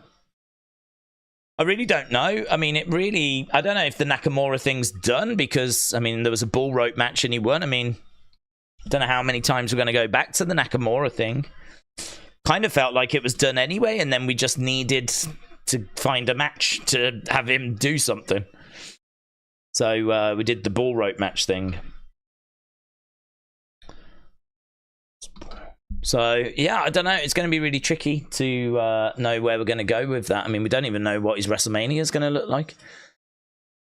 It might be that it is Cody versus Drew, and if Drew wins, then he will be added to the match with Cody and Seth, so that we get Cody, Drew, and Seth. And then maybe Drew does win, but wins, you know, by count out, by DQ, some kind of screwy thing. Clearly, they're not going to have Cody pinned or submitted. But maybe Drew finds a way of getting a count out win or whatever, and boom, is now added to the Seth match. And maybe Cody has got to win that Seth match. He's got to beat Seth. He's got to get past Drew. If he doesn't, he's not going to be at SummerSlam. He's not going to face the winner of Rock versus Roman. And perhaps they do something like that. And it'll end up being Roman versus Cody at SummerSlam. Daze, James has tweeted you. Let's have a look. Oh, hang on. Before I do that, I said I was going to do this conversation thing, which I'll show you. So this I had saved in my bookmarks. I might still try to show it during Unseen, but it's not going to really work now. So this was a post that went up. Yeah, like, you know, tune in. Carmelo is going to explain his actions, right? So you can see here, Dijak said, "I did it for The Rock," right? Just a little joke. I did it for The Rock. Obviously, that's what Rikishi said back in the day, right? Now, the next post is from an account that no longer exists. That was Ava. who obviously is The Rock's daughter, she responded, Dijak, please. Right? That's what she said. Dijak, please.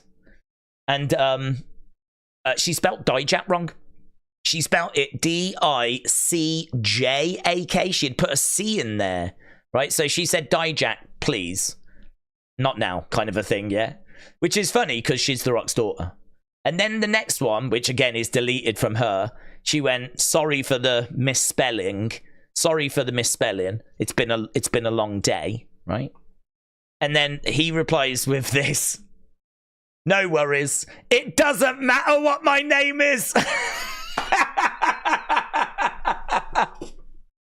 Dijak is the best on social media. No worries. It doesn't matter what my name is. I saw it and it really made me laugh. It really made me laugh because it's just perfect. It's perfect. Because it's The Rock's daughter as well. It was perfect. It was one of the best little conversations, little exchanges between WWE talent I think I've ever seen. And I was so excited to put it into this unseen video because I was like, oh, God, that's going to be so good. I love those little things. That's perfect for an unseen video. That is perfect. I was like, oh. Now she's deleted her account because of you loser Cody fans. God, sending you death threats. You've ruined this for me. Right, we've got Von Wagner.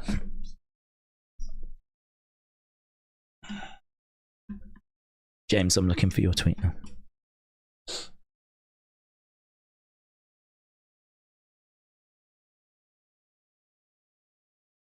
The kids are here. These kids are always getting involved, aren't they?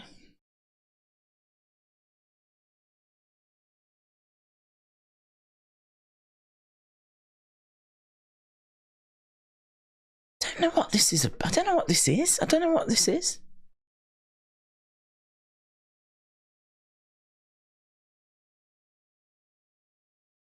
I'm not finished with Noam.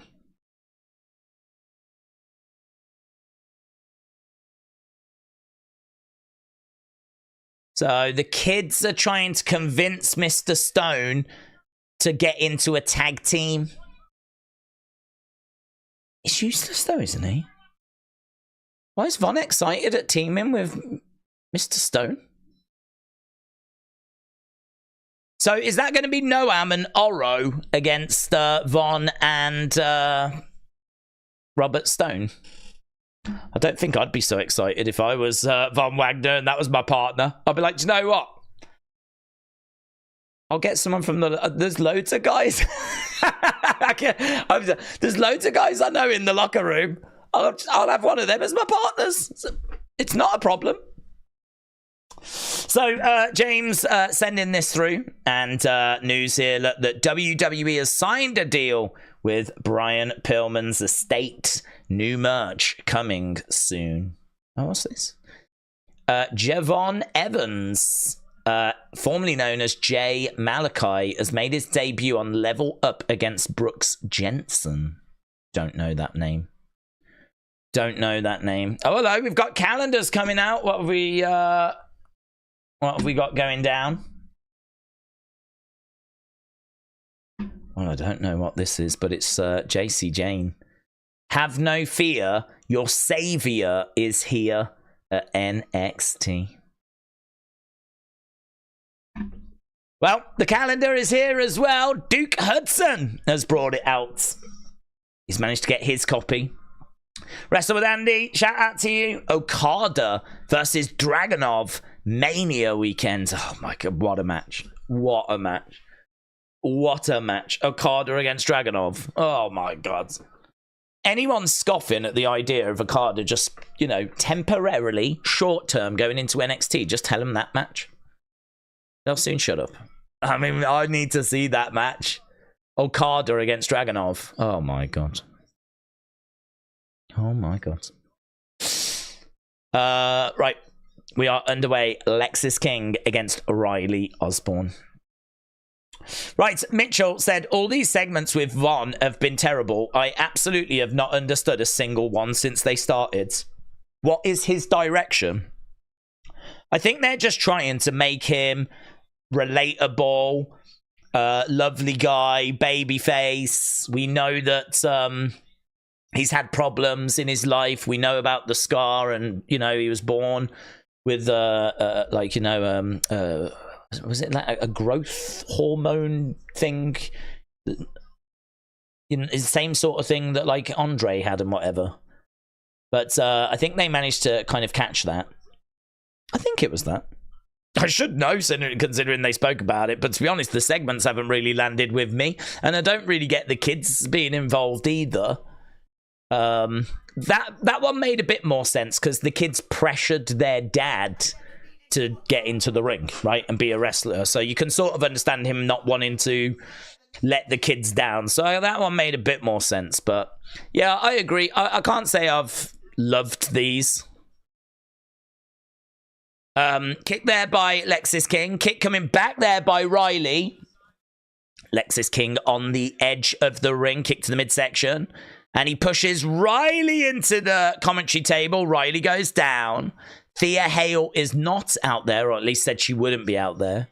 It's all in the chase. Remember that, boys and girls. Works both ways. Ilya versus Dijak tonight. No. What are we doing that for? What are we doing that for? Why are we doing that tonight? That should have some build.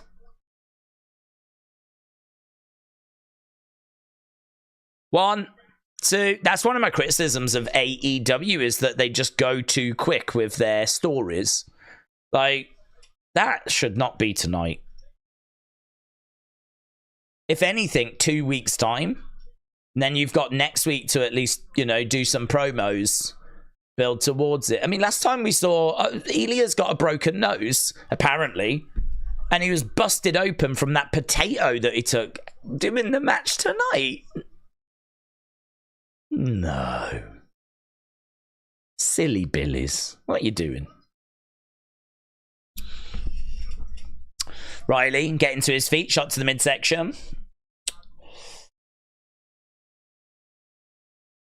But Justin said Cody loses to Seth, Drew, night one. Roman calls out Cody after beating The Rock. Fans are really behind Cody as he lost night one last year and gave up his spot. Imagine the pop if it happens. He wins. Cody loses to Seth. Cody loses to Seth and Drew night one. Roman calls out Cody after beating The Rock. Fans are behind Cody. Imagine the pop if that happens and he wins. The only problem with that is that Roman will have an excuse. I mean, Roman will have just beaten Rock and he'll be a bit knackered. And I know that he will have called out Cody. So he's asking for it. But this is the exact same thing that happened at WrestleMania 9 with Yokozuna and Bret Hart. Yokozuna got past Bret. Hogan came down to check on him. And then Yokozuna was like, come on, I'm fresh. Come and have a go. And then as soon as Hogan beat Yoko, all we heard was Yoko saying, I can't believe it. It's an injustice. Why should I have had 2 championship matches? It's a win there for Lexis. So that would be my only concern.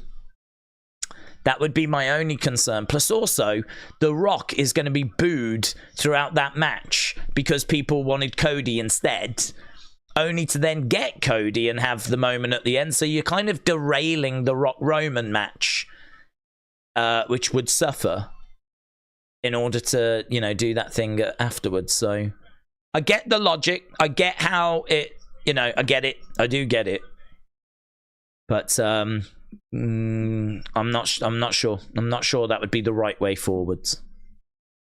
Owen said Triple H has retweeted the George Kittle suggesting Rock as referee. Yeah, we put it in Unseen. It was in yesterday's Unseen video. So I think to me, I think Triple H said something like the people's running back or whatever he is. knows what's up, or something like this. I don't think he's talking about the idea, right? I think he's more talking about that WWE are the conversation. So I think what he's saying is like even George Kittle knows that we're the talk of the town. He knows what's up. He knows where the conversation is. I very, very much took it that way rather than what he was talking about is what's up. That's what's going to happen. I did not take it that way. So I don't believe that to be an indicator that, because Cody said I'm not going to face you at WrestleMania to Roman. So how does he now face? I mean, of course we can change our minds, but I don't know. I didn't take the idea as being what Triple H was kind of confirming. I took it more that he knows what's up, and what's up is that WWE is the conversation right now. Could I be wrong? No, I'm bang on, straight and true. No, of course I could be wrong, but that's how I took it, and it's up to you as to how you take it. It's in yesterday's unseen video. Again, there should be timestamps, so if you want to go just straight to that thing and watch that part of the video. You know, I record the videos, I upload the videos, and then because they're 50 minutes, I have to watch and go through the whole thing, stopping and playing, just to get the timestamps done as well. I'm honestly playing myself here. This is why they need to be shorter. Right, we are at commercial break. Al said, all will be explained. Cody said it plain as day. All he ever wanted was you, meaning the fans. He finally got them all. We want Cody. Story over. Great ending, says Al. The story is done. That's it. That's all he ever wanted. Right. Maybe when Cody does face Roman, Rock is a special enforcer since Solo and Jimmy will cost him, and he knows that is the only way he beats the tribal chief. Well, why didn't he just select Roman for WrestleMania and then announce that he's got someone to deal with Solo and then bring out The Rock, if that's what we're doing? Why have we gone this way? Why have we gone this way? Adam said Triple H was there at the TKO Board of Directors announcement of The Rock on January 3rd. So the game answers the question of Cody versus Seth and Roman versus Rock. WrestleMania 40 matches this Thursday. Yes. That is true. We will find out on Thursday. Jim says Robert Stone, formerly known as Robbie E, along with Jesse Gutierrez and Joaquin Wilde, made up the Bromans in TNA. The Bromans. The Bromans. Like Romans. Bromans reign. That'd be kind of funny if they had a title. If they had tag belts. They could call it the Bromans reign. If there was 3 of them and they had a mid-card belt and the tag belts, they could call it the Bromans reigns. Bromans reigns. Dun-dun, dun-dun. I mean, it would literally only be me that would be laughing at that, but, you know. Here's a little video package on Kalani Jordan, who I am a big fan of. What is meant for me will be mine.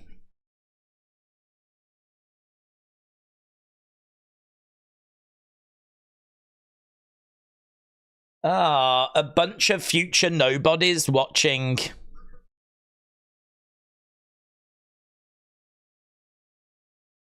Okay, we've got Kiana James and we've got Izzy Dame.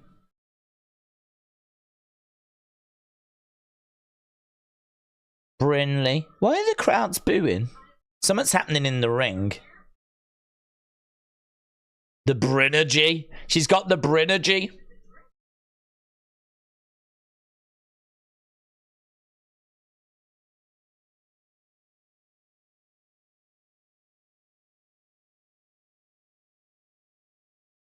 Brinley is being bullied.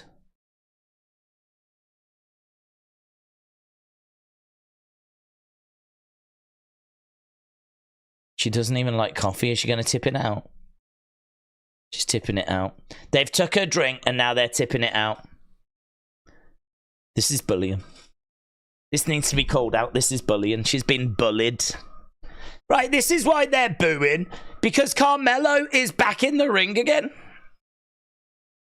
The crowd were being piped in over the top of that last segment backstage, and it was a bit distracting because nothing was really happening, and all you could hear is boo! Boo! We cut back to the ring, and there's Carmelo already seated.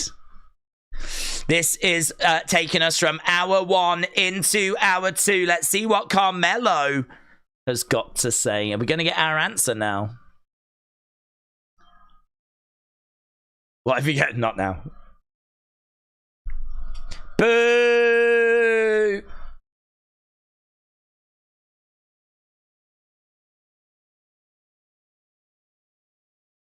You're not him. You're not him. You're not him. You're not him. You're not him. The villain is always the villain.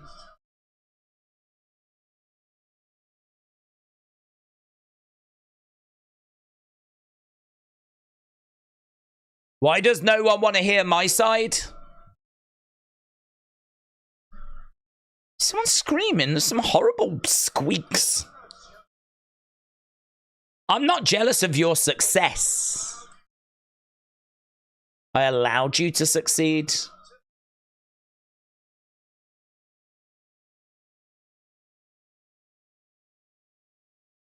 I wanted you to make your parents proud.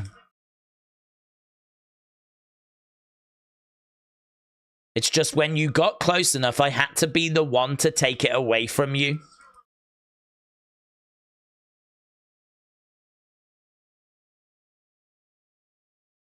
Just to remind you what happens when you cross me.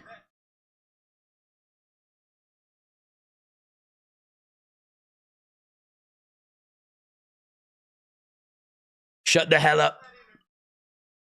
Shh.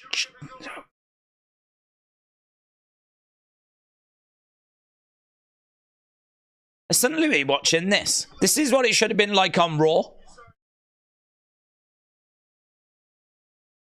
You started to believe your own hype. He's doing really well to just block them out, isn't he? I mean, they sound loud. He's doing really well to just be dialed in with what he's saying. He's in that mentality of it's me and the camera. And, you know, whatever's happening is happening. He's really dialed in here.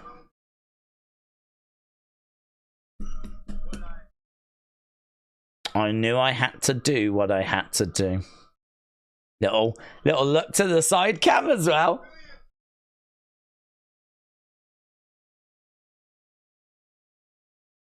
And again. Did I attack Trick Williams? Did I attack Trick Williams?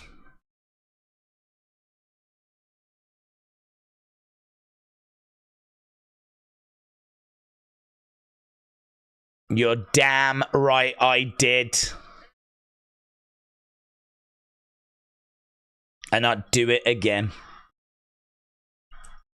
Man, this place just went bananas, man. Yeah.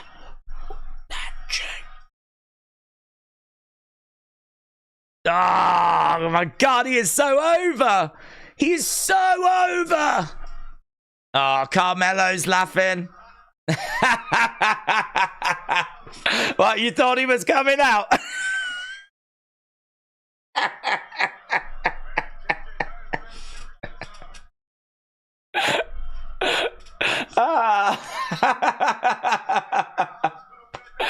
Didn't Shawn Michaels do that in Canada and had Bret Hart's music playing? They all went bananas, and then it turned out he wasn't coming out. The trick they normally do is that they will play it again and the person does come out. That's normally the playbook. Trick and I, not the same. You pushed your own boy to the sidelines.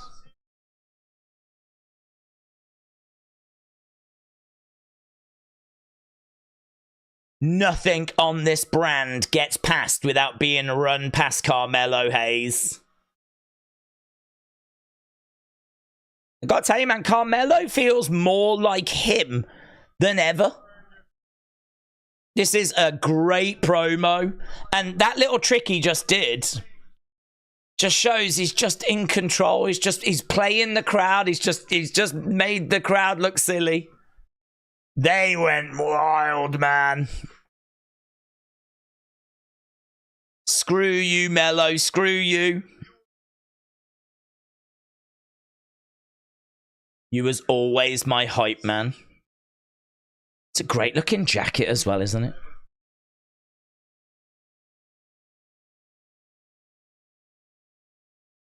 It's a statement jacket. He just looks very in control.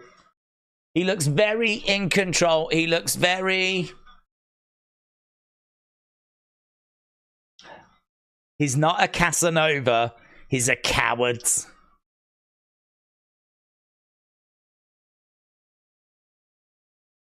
Brilliant. Brilliant segment. Brilliant. I like Melo's jacket, said Tortnite. Everyone shout out to you. Lovely promo, said Zay. Melo theme sounds like the Street Profits. I love Trick's theme. Here we go. 3 faces. One the world sees. One his family sees. Footsteps. And one the real. One no one sees.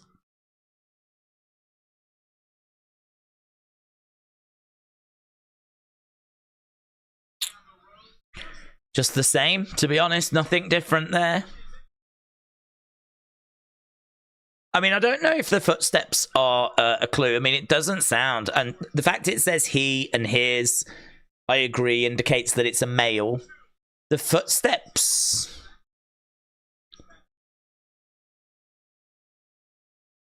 are clunky. So it makes it sound like someone wearing shoes. Suited in shoes. Possibly male. Not really a way of knowing. Yeah. Don't know. Hope it is a Carter. The 3-face thing is a bit of a strange way to bring him in, though, wouldn't it? You know? Here's Roxanne. Roxanne Perez was in that fantastic women's championship match.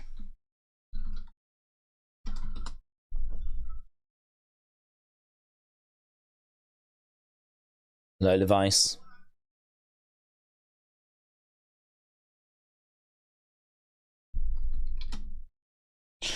Right. That was a good promo. Loved how they suckered the crowd in with Trick's theme song, said Big Time. Woody said Cody outsmarts Roman by using Rock to get him to sign a contract to stop interference. Why would he sign a contract to stop interference? I like it. Right? Because there's a lot of people that are saying it's a swerve. And my question always comes back to, how is it a swerve? How is it a swerve to say, oh, you're not fighting me, you're fighting The Rock? And then go, actually, no, it's me. Because if I'm Roman, it's like, okay, well, I've gone from a hard match to a hard match, back to a hard match. I mean, nothing's really changed. Right? So there's not really a swerve there that I can see. But if it's going to be that The Rock is going to say, listen, this is for the tribal chief. Hey, what's the rules of the tribal chief thing? No, aren't the rules no outside interference for SummerSlam last year? But then Jimmy did interfere. So those rules didn't get honored, did they? That's really interesting because I feel like there is something to that. I feel like that would be a swerve. So let's just walk it. So they get to the press conference. Rock gets the microphone. He says, look, it's you and me. Tribal combat. No outside interference. Title on the line, right? But this is to determine who the rightful champion is. No outside interference. He gives the contract over to Roman. Roman signs it. And he gives it back to The Rock so The Rock can sign it. And The Rock says, you didn't read it, did you? And then, like, out comes Cody. Cody signs the contract, picks up the microphone and says, I've changed my mind. I will see you at WrestleMania. And then we get Cody versus Roman. And it is no outside interference in the contract because that's what Roman signed. And it was a swerve. I mean, it was a swerve. They've managed to actually gain something from that. Now, couple of problems. First problem would be you're going to have a lot of upset Rock fans, right? What you've got now is a load of Rock fans that are going to kick off online, so there's a problem. The other problem that you are going to have is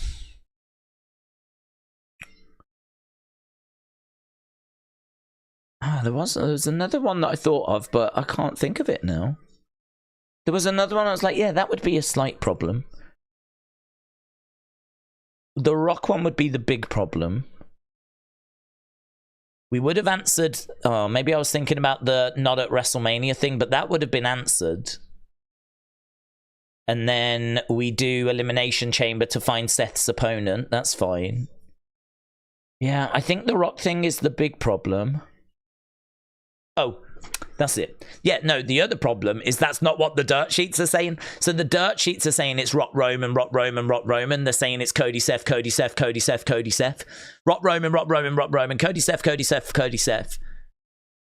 So the other problem is that's not what's been reported. Of course they can be wrong. Of course they can be wrong. But at the moment it doesn't...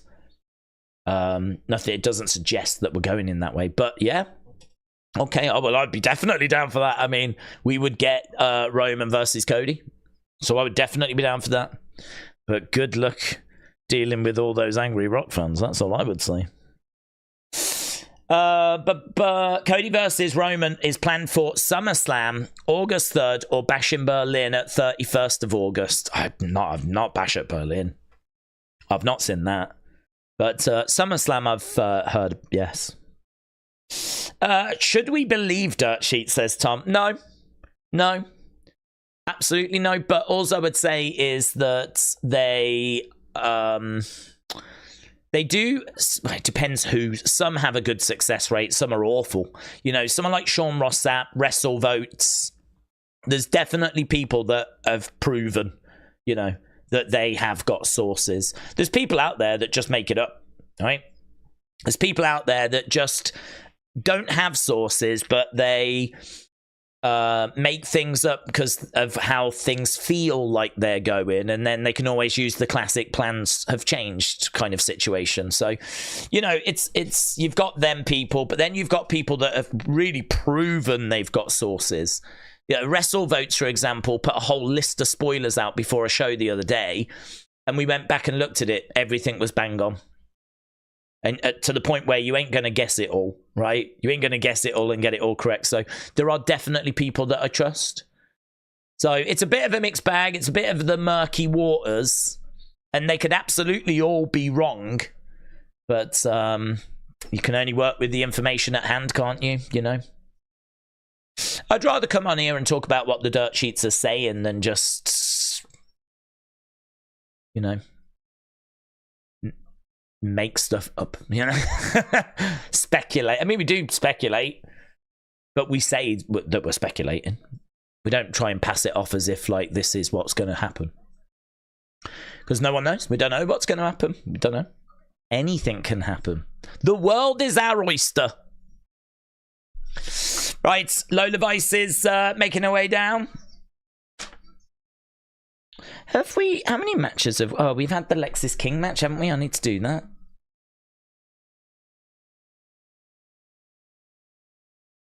So Lexis King against Riley Osborne. I don't think we did the poll for that. And we need to. Greats. Goods. Bad.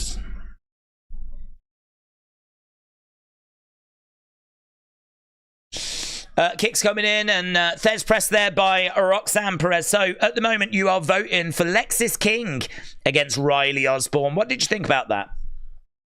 Lexis King against Riley Osborne. What did you think about that? We'll wrap that one up in a second because we are underway right now with Roxanne Perez against Lola Vice. But this one has only just got started. So... right now we got Roxanne up, crossbody down goes Lola. Obviously going to be a lot of disappointment here. Both of these women coming up short at Vengeance Day. Roxanne is going to be especially frustrated. Daze, there's no denying the last 3 weeks, the controversy, the headlines. WWE have made the Vince scandal, the Rumble Roman... backlash, Cody Punk injury, YouTubers seeing a big lift in engagement. Yes, but I think if you are a YouTuber or you are a journalist and you write articles and you've got web pages, say you're someone that does stuff on TikTok, or you're an Instagram influencer or whatever you might be, right?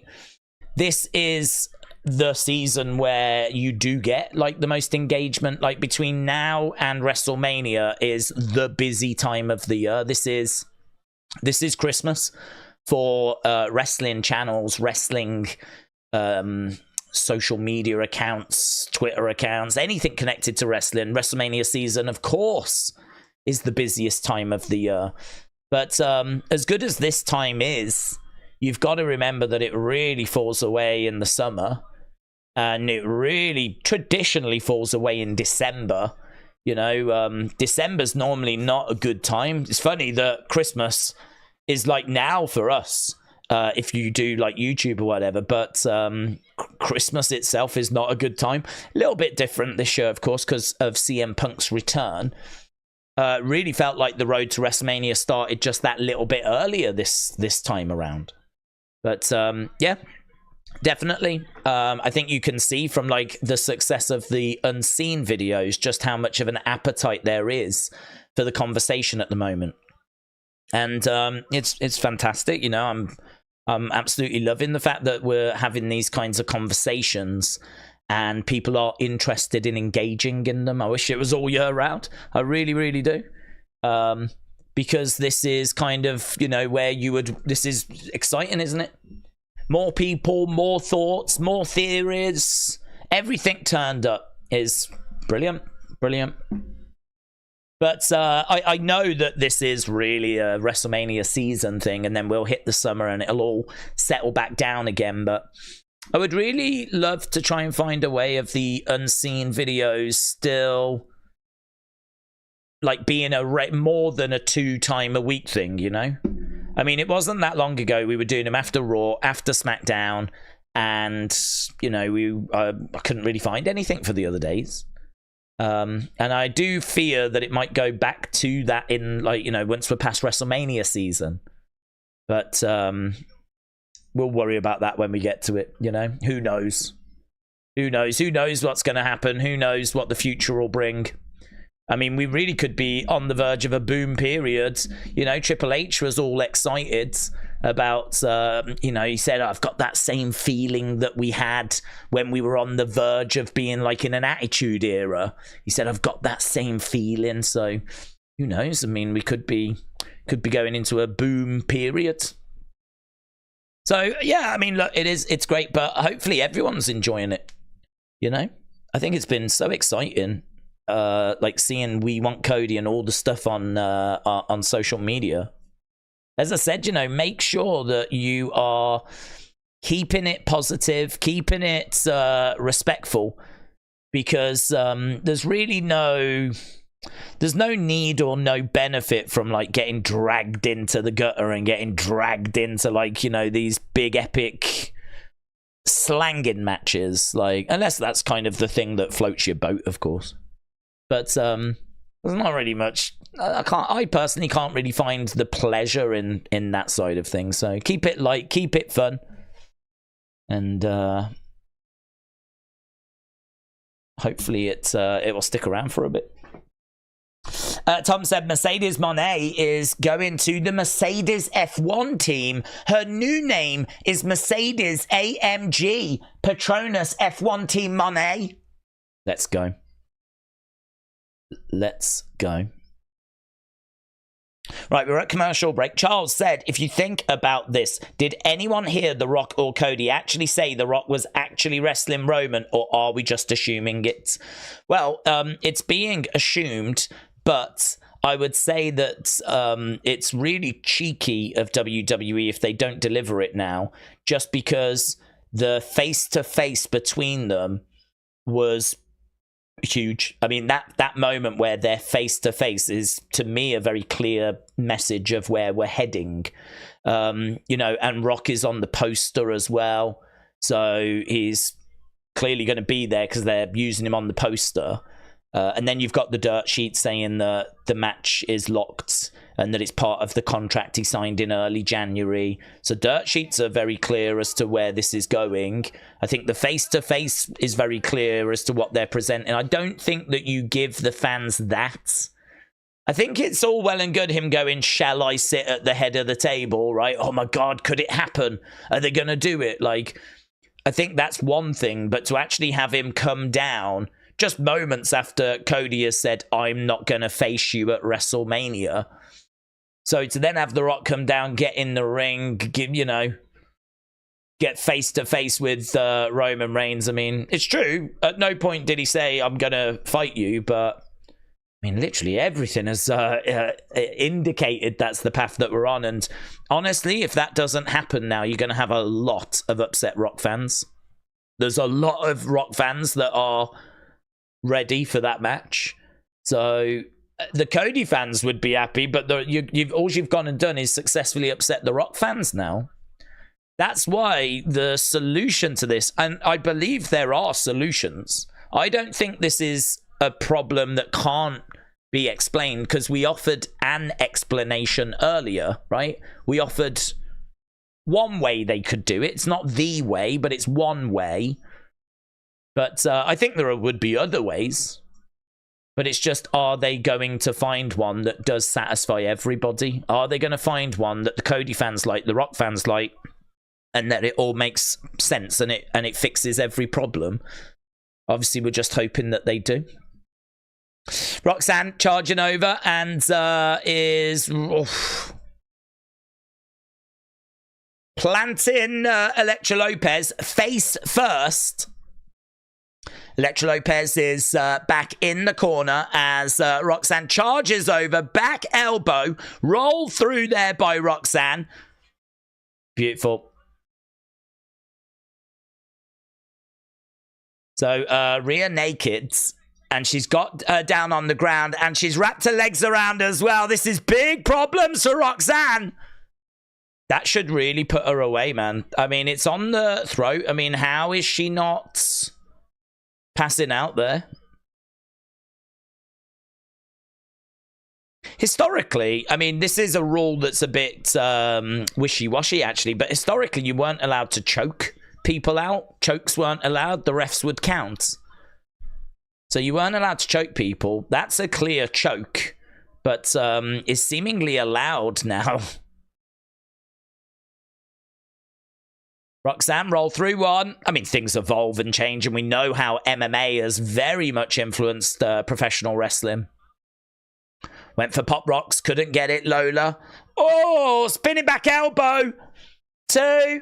Kick out there by Roxanne. Right now, we've got Tatum running down. Tatum's trying to cash in her breakout tournament contract that's not her breakout tournament contract. She gets dealt with. Pop Rocks connects as Lola was distracted. 2. 3. Roxanne wins. She beats Lola thanks to a distraction by Tatum Paxley.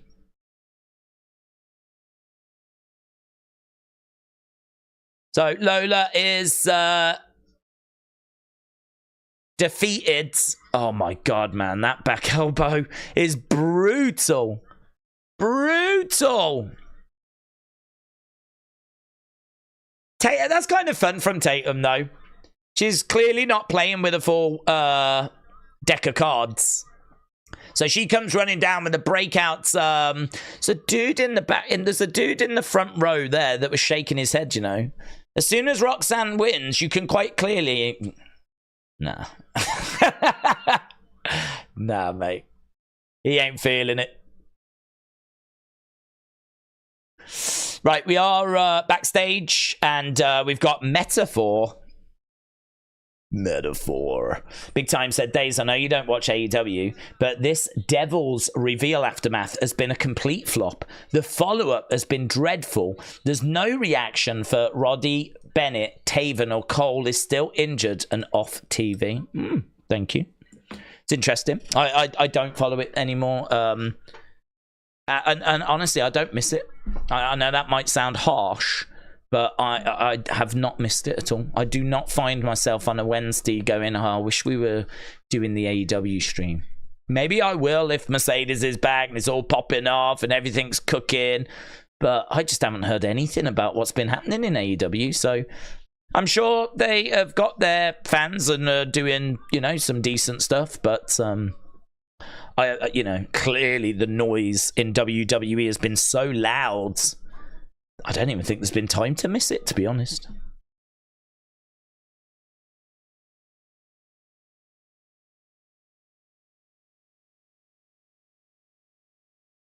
What's going on, says Noam. Oh. Metaphor are leaving, so no quarter catch crew approaching Metaphor. Fallon Henley making her way down. She's coming out with Ren Sinclair.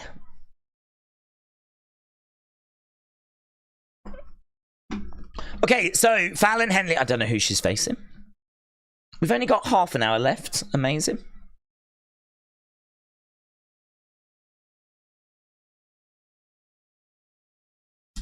Oh, tag team action. So is that against Lash and Jakara? Lash and Jakara. Oh God, I'm all out of whack, aren't I? I'm all out of sync. I need to get results for this Riley Lexis King thing. Right, so that was 69, 14, 5, and 10. Right, focus. Next poll. What did you think of Roxanne against Lola? What did you think of Roxanne versus Lola? Am I a little bit out of sync? Yeah, not terribly, but we are getting back on track. Right, what did you think of Roxanne Perez versus Lola Vice? Right, WWE Asuka said, I feel like The Rock will beat Roman and Cody will beat Seth. And then because of the WWE Universe booing him, he will turn heel. So that way Cody will be The Rock and he'll beat The Rock and unify the titles, says WWE Asuka. Mitchell said, Daze, if Cody does choose Seth, what do they do with the men's elimination chamber match? I answered that in the discussion video. And again, you can skip to it on the timestamp thing. But to save you doing that, I agreed. I think that it could be for Logan's. It could be for Gunther's. The point that I was making in the opinion video I put out earlier, I don't think I actually made myself as clear as I could. Before all of this went off the tracks and The Rock got involved, word on the street was that the Elimination Chamber was going to be for Seth's title, right? So there are some thoughts out there that maybe they still keep it that way because maybe Drew wants to get added to the match. So you've got Seth versus Cody, right? And Drew wants in. if we can, over the next, like, you know, next show, whatever, have a few other people that want in, like Shinsuke wants in, for example. You know how Shinsuke has attacked Cody and we did the bull rope match? Well, Shinsuke might want to get in there, right? Well, all of a sudden, maybe Sammy wants to have a shot as well. Like, and all of a sudden, maybe it gets a bit crowded, right? So maybe Adam Pearce makes it a triple threat. So it's Cody versus Seth, but there's one more person that gets added. If Drew wants to be that person, he's got to win Elimination Chamber. If Shinsuke wants to be that person, he's got to win Elimination Chamber. If Sammy wants to, then he's got to win Elimination Chamber. So it's not a theory I like, and I do say that in the opinion video. That's not a theory that I'm on board with, right? So don't get carried away. I'm not campaigning for it, right? But I'm just saying that that's a theory that I've seen, that they maybe don't change what the original chamber was going to be. And it was going to be to establish Seth's opponent. And we think CM Punk would have won it, right? We think CM Punk would have won it. So if it's not going to be that anymore, and it is just going to be Cody, Seth, one-on-one, well then, yeah, of course, you look at potentially it being for Logan's opponent. You look at it being potentially for Gunther's opponent. You do it for a mid-card title, right? You do it for that. So we won't struggle to find reasons or what to do a Elimination Chamber for. There won't be a problem. It doesn't have to be for one of the world titles. You know, we've used it. We've done tag teams in the past as well. We've had a tag team Elimination Chamber. We've used it for lots of different reasons. So really, anything, we're fine. We're flexible. Anything. But yeah, I mean, I would say it probably leans more to being for a mid card. William said, Daze, Cody, when Cody tells Cody that Cody already said that Cody was Cody, when Cody said Cody was Cody, but Cody knew Cody was always Cody.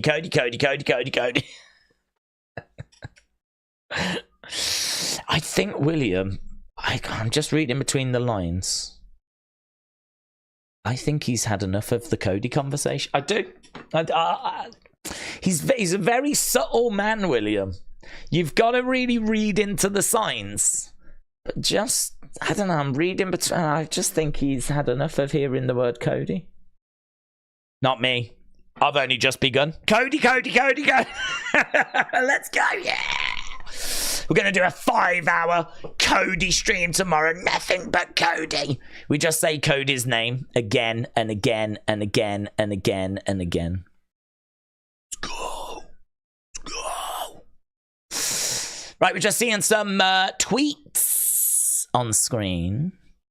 Coming up next week, Tony and Stacks taking on Bron and Baron.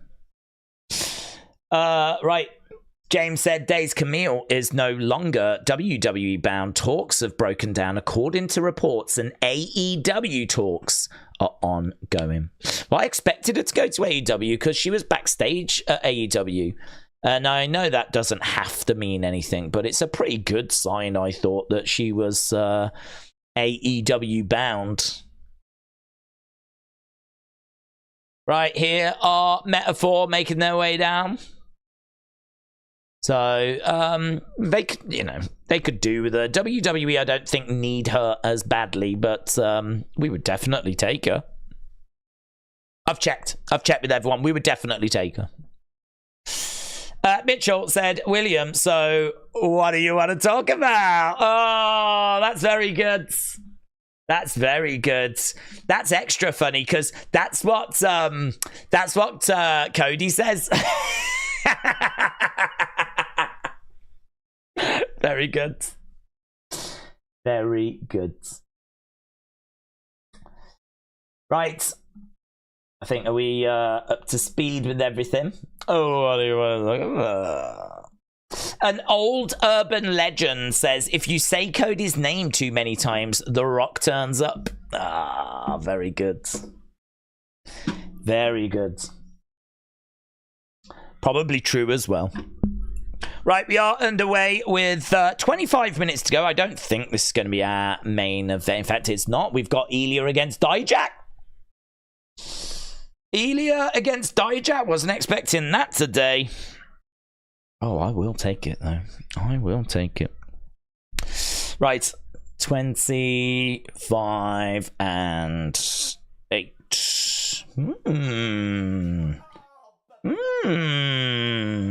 Lexis King. Lexis King against Riley Osborne was only a little bit better. No, it was only a little bit worse. Not much than Roxanne against Lola. Wow. Not by much. Really, really close. According to you lot. Right, we are underway with Ren and, well, this women's tag match. I don't like the fact she's got, like, the one leg that's covered in denim and the other... I mean, I know fashion and everything, but it just looks silly to me. She's got one leg that's covered in denim. The other leg doesn't. She's just got, like, a knee pad on.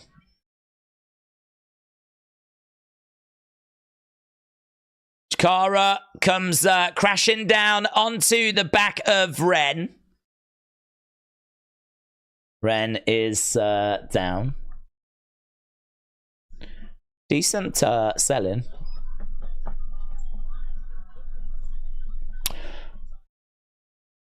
Good bump. Splash by Lash. A splash by Lash. The Lash splash. Where you going, huh? Where you going? I like that bit of trash. A bit of trash from Lash after she did the splash. Let's go. Ah, big boot there by Chikara. Ref counting. Shoulder up by Ren. Fallon trying to get tagged in, but not happening at the moment. Ren is in the wrong part of town. Over the other side of the ring. And right now, Chikara and Lash working well together. Kicks coming into the midsection. Ren catches the leg. Kicks coming in there by Chikara. Ren caught in the corner. Chikara dragging her into the middle. Going for a cover. 2. Shoulder up. At the press conference, Cody said, I've decided not to finish the story. Says that's what she said. Carmen Live said, Daze, yesterday I went to Calumet Bakery in Lansing, Illinois to get some desserts. Oh. Angel said, I want to see Cody and Rock brawling at the press conference for who deserves the title match against Roman Moore. Real said, Ren always had one leg look when she was Maddie Rankowski. Dort Knight said, it was a long time ago. She wasn't interested. Dort Knight, are you all right? Thoughts are with you? Rejection is very difficult. James said, it's all right, Daze. We all know you really want the story to play out.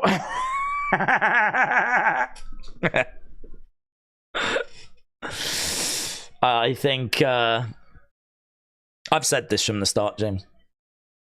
You do realise that if it does all make sense and all the pieces do fit together, I will turn around and go, guys, I told you all along, let it play out. Jesus, why don't no one listen to me? I told you from the start, let it play out. It's WWE. It's gonna make sense. In Triple H, we trust. They wouldn't sabotage WrestleMania 40. Come on. 1, 2. Kick out there by Chikara. Dawn Knight said, Daze, I'm good. Thoughts are with you, my friend. In fact, I'm even going to put some hearts in the chat. And I'm putting these in the chat just for you. Just for you. Have I got...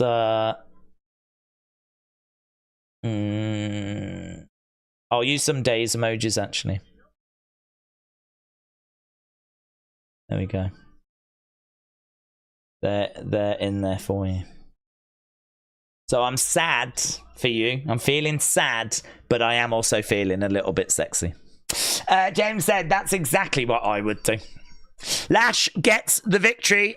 Ren is defeated.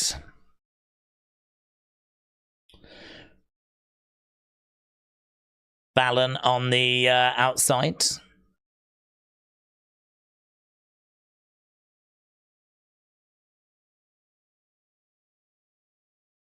The powerbomb is what did it.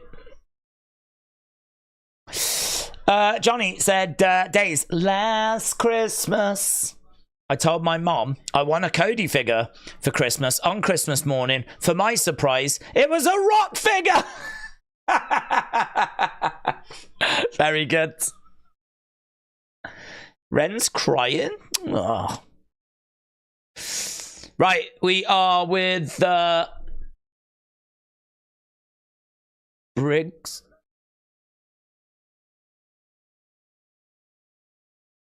I like Brooks Jensen.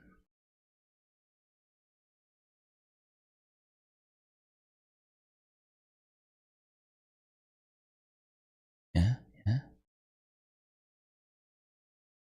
Doing your own thing.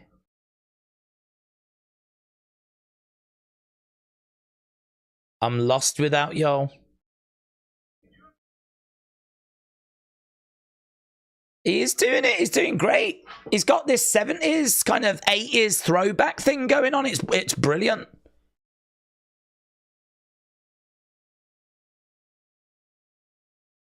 You're not a kid anymore.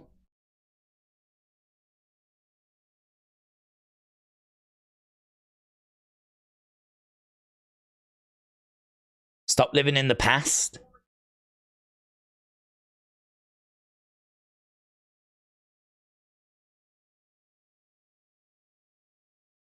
You can sit and cry. Or you can grow some damn balls. Wow, he proper pushed him around, man. Proper pushed him around. Do you know what? That's a good friend, that is. I mean that as well, because he's really pushed him about there. He's not no half measures, and he's really built up the sympathy for Brooks Jensen.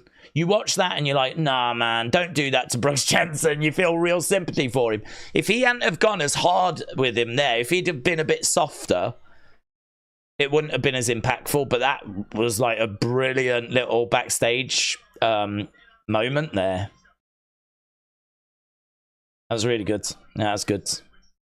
And you know, I've watched some of his matches on NXT Level Up. I love the music that he comes out to. I love the moustache and the look that he's got. He really looks like, I don't know, Magnum TA. Like, he's a proper 80s kind of throwback. And I don't know if you've been on his social media, but he's kind of really leaning into that.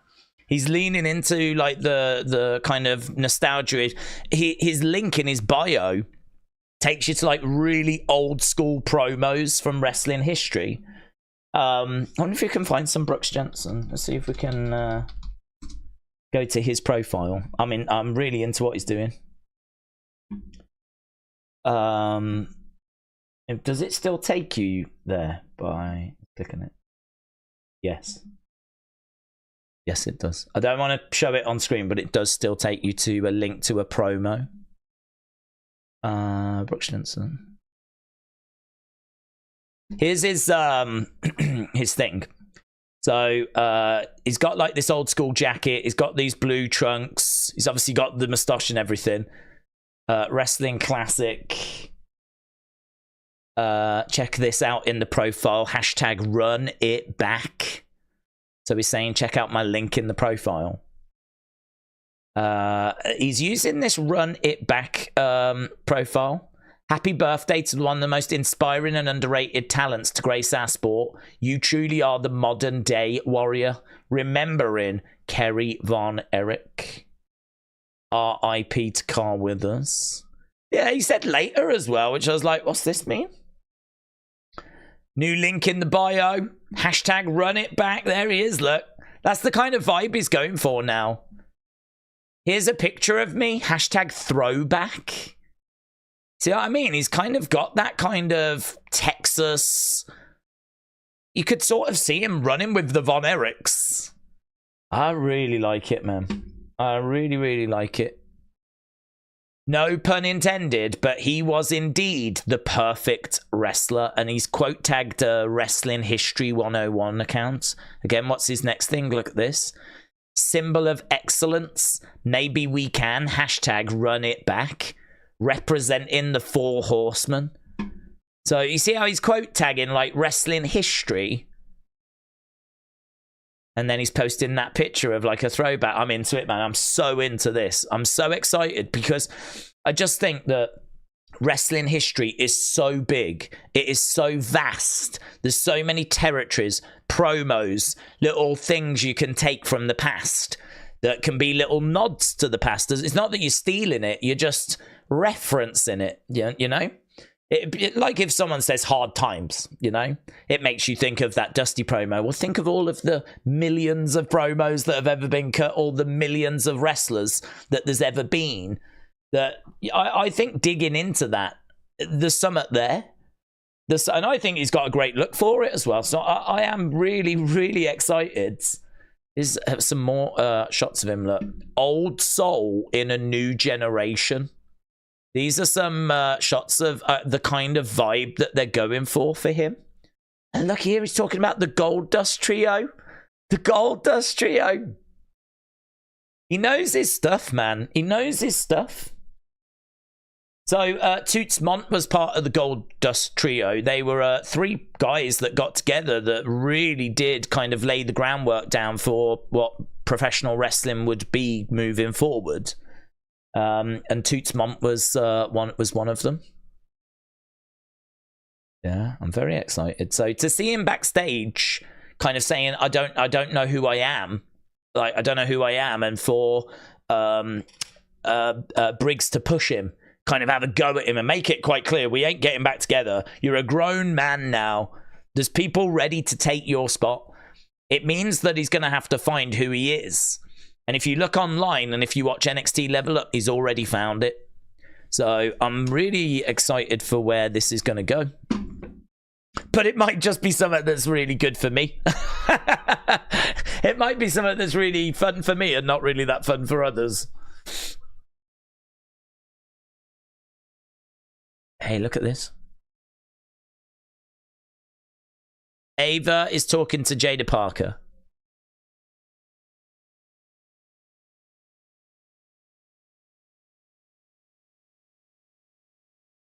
Appreciate you. Wasn't too bad. Here's Ridge. I know we've been through this before. Ava. Give me Gallus.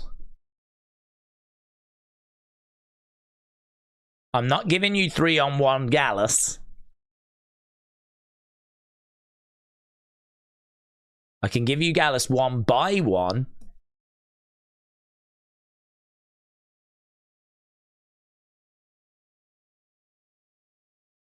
I can deal with that.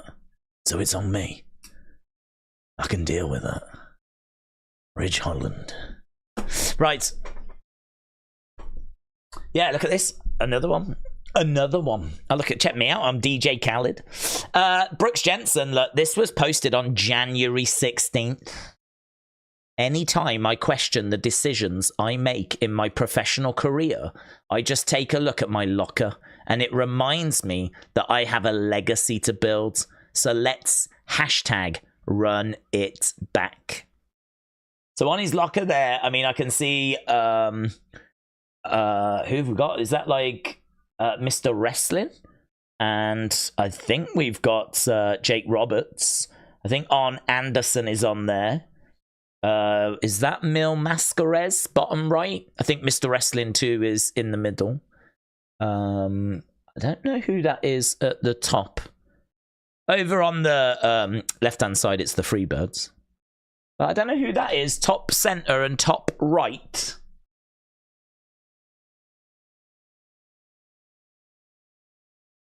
Don't know. That, but yeah, I know at the bottom. I think I know all the bottom ones. But yeah, I love this. It's brilliant. I'm so in love with his new direction. Look at his dad. Happy birthday, Dad. That's his dad. Jeez. Is that his mom as well? Let's go. Just saying. Just saying. But that's his dad, so I'm definitely not saying. Actually, scrap that. No one's saying anything. It's time for the main event. Right, it's going to be Ilya against Dijak. Let's go back over and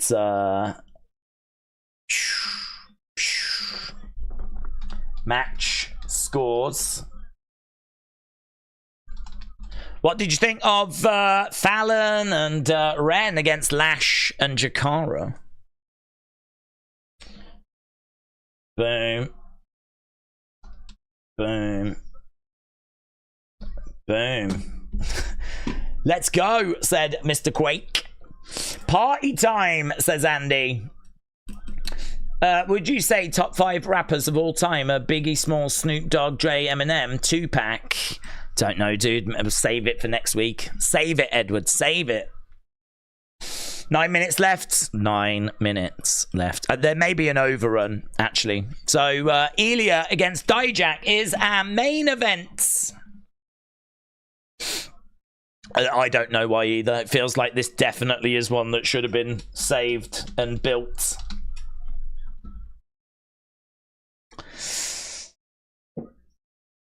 He goes down and he's frustrated because his nose is still busted. Dijak is walloping Ilya. Club in blow. These two faced each other at a premium live event and it was sick. It was so amazing. Sign in the crowd says justice for Trick. Oh. Ilya going face first into the turnbuckle. And referee just having a word with Dijak. Jobson said, Daze, NXT has got good stories, but it's like finding a Lego in a toy chest. The good stories are there, but it's mixed in with a lot of goofy or 2-week-long stories that just end quick. That is true, to be honest. I think part of NXT's problem, you know, is that because they are developmental as well as doing, as we said, a few other bits, it means that they need to give people TV time.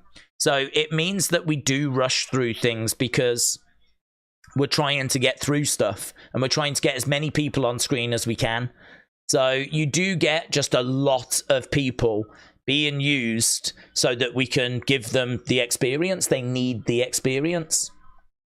But we haven't actually had as many matches this week, but some weeks we get loads. Some weeks we get like 8 matches in 2 hours and like the backstage segments. The problem is the matches don't go long enough to really do a great deal.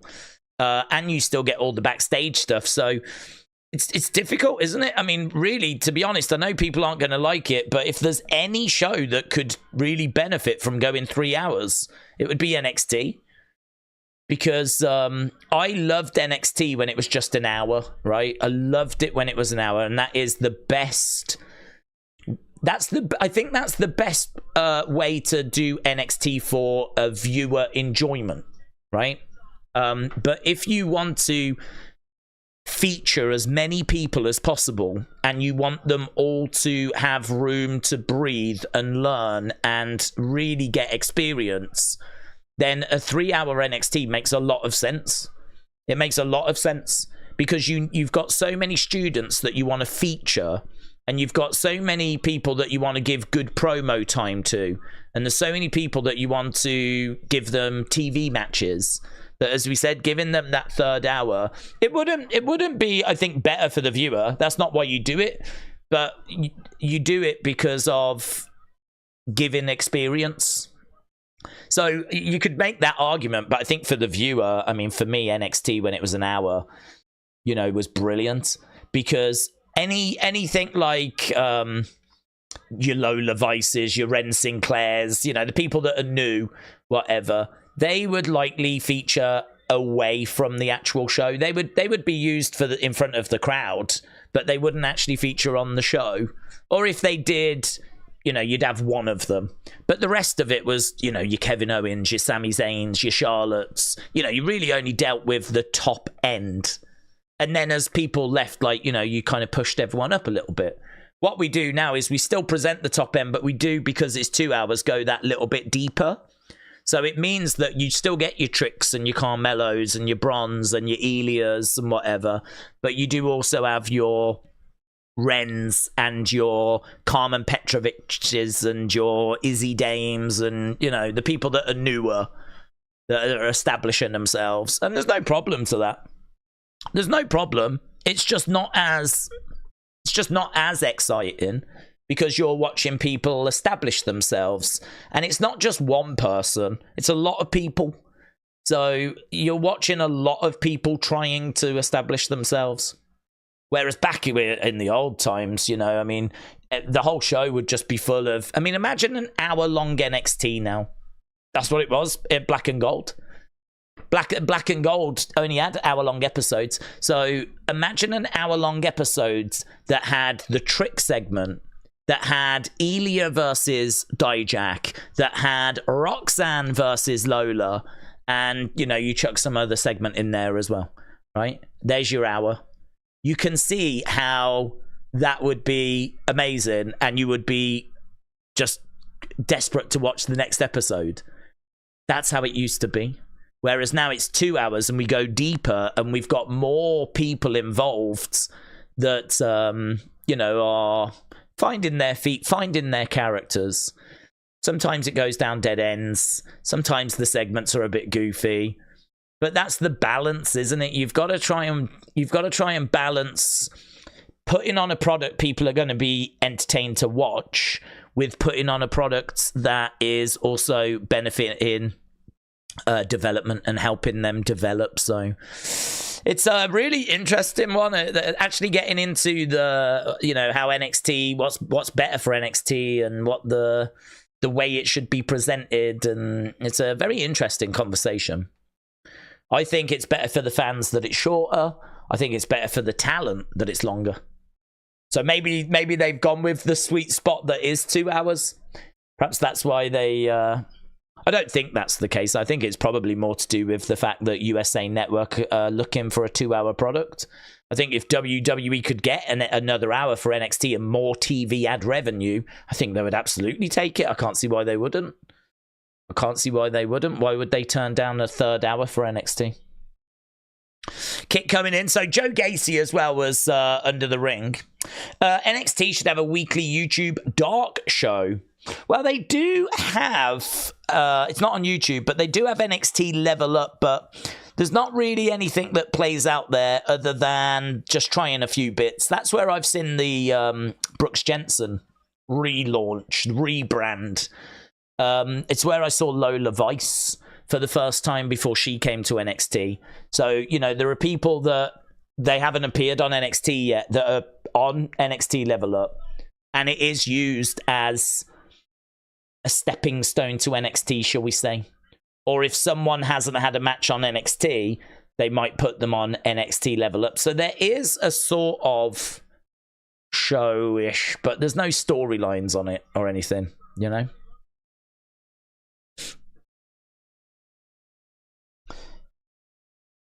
You could get some of the talent that's really new, push it into a show that's just on the network and have it on YouTube and have that as, Dragunov hurling Dijak into the corner and have that as like having storylines and whatever. And then once people have really found their feet, then bring them up to the show that's actually on TV. I think that could be interesting. But it's not happening, so we don't need to worry about it. What we do need to worry about is this match. And, of course, on Thursday when we're back, there's no stream tomorrow, but Thursday there is. I'll get that set up once I've done the unseen. Big senton bomb. 1, 2. Oh, shoulder up there by Dijak.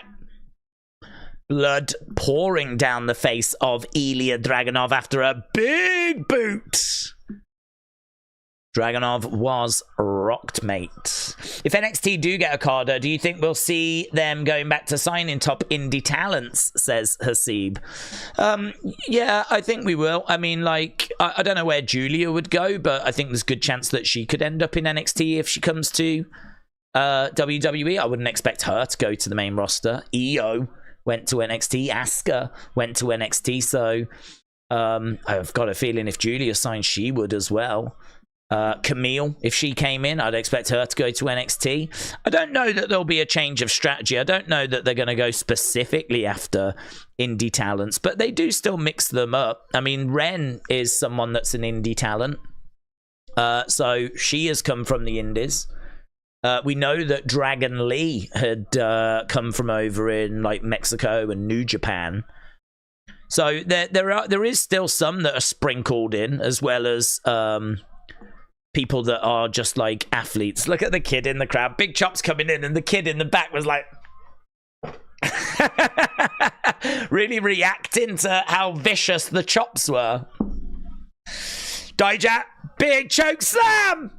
Oh, 1, 2. Oh, kick out by Ilya. This man. I mean, I've no idea how long his career is going to run for, but I've got to think it's going to be shorter than the average Bears, because he gives absolutely everything and more. What a great... These two don't know how to have a bad match. They don't know how to have a bad match.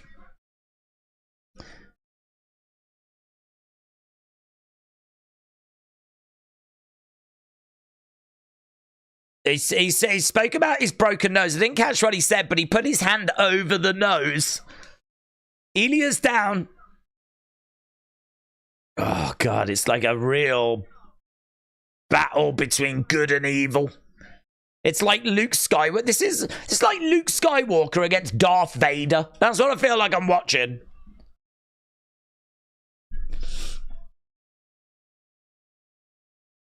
Oof. If they both stripped away their garb, got down to just wrestling. Ah! Massive, massive clothesline. Down goes Ilya. Crowd are chanting NXT. Dijak on the outsides. Springboard, elbow, connects. Oh, he's holding on to his arm though. Well, I don't know what's happened there. Oh, he dropped the elbow and then he was like, ah. Referee, I think, just check in, and I think Dijak's okay. Ilya rolls over. God. So Dijak going to the other side. We did see Joe Gacy, and there he is. Joe Gacy had a boxing glove on a pole and went bang! Walloped Dijak in the face. H-bomb connects! Ilya, 1, 2, 3. Don't know how I feel about Joe Gacy having the yellow mask in the NXT sign and being this kind of Bray Wyatt-esque, not Bray Wyatt, but Bray Wyatt-esque, otherworldly, I'm going to do the upside down thing in the corner thing, and then using a boxing glove on a pole. I don't know, man. I don't know. The presentation of Joe Gacy leaves me a bit confused. He's channeled his inner Doink the Clown there, hasn't he?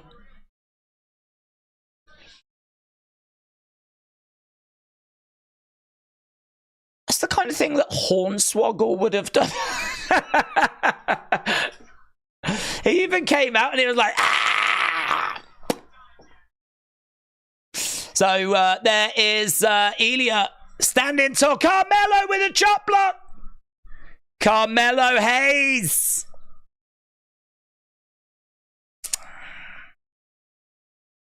Pounding away on Ilya Dragunov.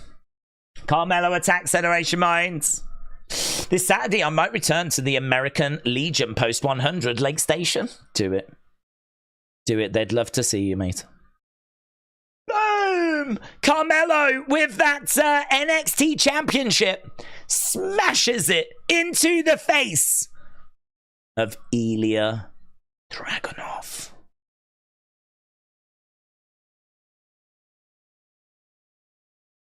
Melo, tricks coming for you. That's a weird chant. They're a lot more creative, aren't they, in NXT with their chants? Melo, tricks coming for you. Melo, tricks coming for you. Melo, tricks coming for you. Melo, tricks coming for you. We'd never get that going on Raw. They can just about manage what? Melo, tricks coming for you. Big Time said Joe Gacy on the main roster would come out to crickets. It wouldn't work. It wouldn't work because it's just, it's not fleshed out. It doesn't quite know what it is. I'm not looking at it as like, you know, I don't look at it as cool or innovative. It's just, it's like Bray Wyatt, but without any creativity, isn't it? It's just, that's not it. That's not it. I like Gacy, though. I really do. I really do like Gacy. So it's no shade on him. I just, oh God, I would love for someone to sit down with him and just really work this out, you know? Really work this out and sit down with him and go, look, what are you trying to achieve? What are you trying to do? Come on. What are you trying to do? Because do you know what you're doing right now? You're being a silly boy, aren't you? Eh? You're being a silly boy. Let's come up with something cool, shall we? Yeah? Right, let's go into the poll and match scores. So our main event, what did you think of our main event? And what we'll do is go over and put the poll up on the second channel so that you can vote for what you thought about the show. But Bray was light years ahead, said Erasure Minds. Yes. Very much so. Right, boom. Okay, let's go, baby. Let's go over here and pop this up. So this was Raw. That is very interesting. That is very interesting. So looks like it has come out at about what, 87%? So about 87% good, and good got 55%. Let me jot that down. 87% and good 55%. So we'll see how that compares. You can see how it compares to Vengeance Day. Great for Vengeance Day. So people really enjoyed Vengeance Day. Raw, not really doing as well. How did that compare to the Raw the week before? Ooh, not that well. How did do I even know how SmackDown did? Oh, did I even look at this? All time 39%. Really? Even though The Rock ruined WrestleMania? Even though everything's on fire? Are you sure? Are you sure? Even though everything's ruined? Okay. Well, you'll get to have your say again. So, I mean, it was all time. I don't know that it was all time for the right reasons. What do you score? WWE NXT. What's today's date? 2nd of the 6th. Boom. So 5, 4, 3, 2, 1. Dun dun dun dun. 5, 4, 3, 2, 1. Dun dun dun dun. 5, 4, 3, 2, 1. It's a song. Right, good. Great. All time. Okay, vote, vote, vote, vote. Vote, vote, vote, vote, vote. Let's go over to where's show scores. Show scores. Okay, I've written down the Raw ones. So how does it compare? So it was good 50. Well, it was good 87. Good 87. But it's none of these. Good 87. Oh my God. Oh my God. This has not been received well at all. Look at this. good 87%. And it was good 55. And that was Raw for the second. Yes. Boom. Boom. Right. Wow, there we go. I mean, there's really not really much below that. Just a couple of episodes that don't count because they were the best of ones from Christmas. So it goes there, which is low, isn't it? That is low. Seems like people were not best pleased, which I didn't get that vibe. I didn't get that vibe. Let me double check that I have definitely got that right. Yeah. 345 votes, and it was good that got the most votes. Yep. Well, the masses have spoken. And it was not a very well received Raw. You'll have to let me know if that seems a bit off or if it's in line with what you expected. Right, let's go. Oh, where am I? I'm on the wrong account. Am I? No, I'm on the right account. Screw you. Screw you, YouTube. Right. Boom. Daze, during the Ava segment, the crowd were chanting her name. That is great to see, says James. Yes, definitely. Definitely. You ain't gonna change anyone's mind by sending flipping death threats and driving people off social media. So, I mean, there's nothing to be achieved by doing that. And, of course, the bigger issue is, you know, you shouldn't be sending death threats anyway. But even in the mindset of, like, oh, I'll get them to change it, I'll do this. Like, that ain't gonna work. I mean, like, there's just no justifying doing something like that. So, you know, great to hear that she wasn't getting boos or anything like that. We don't need that kind of negativity. Can you ever remember, as far back, the last time you regretted missing a WWE show? Well, I mean, I don't think we've missed a Raw or a SmackDown, have we? The only time I can remember stepping away from a WWE show in recent years was when it was 2.0, and I really was not feeling it, and it really was not fun. And I was watching them, and it was a load of people that you knew would get there and they would get it together. But at the time, they were just, to be honest, they just weren't ready for TV. It felt like we just got a load of people, shoved them on the show, and we just tried our best. And it was just a bit messy, and it was one of them where it's like, do you know what? We'll come back to this. That needs time to breathe. That needs time to find its feet. Like, I don't think there's going to be much that we can say that's good about this at the moment.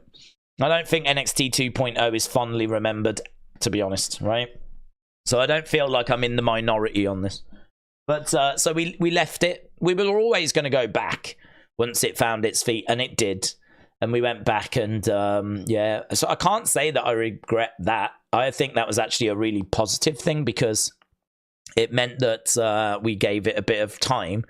And when we went back, we just really caught up with like where it was, and just have enjoyed it ever since. So don't regret that. If anything, I think that was the right move. And I can't remember missing a Raw or a SmackDown. Certainly not a premium live event. So no would be the answer. No. And in regards to before the channel was around, there was shows that I would miss because of work, but I would try and catch up with whatever I could and watch highlights of bits and bobs. So I never really felt like I missed out that way either, you know? So no. I mean, we've been pretty full on, haven't we? I think we've been pretty consistent. Johnny said, this NXT was not horrible because there was no Dwayne Johnson.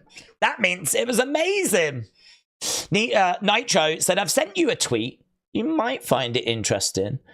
Based on your reaction to Brooke Jensen's dad. Oh, why? What's going on?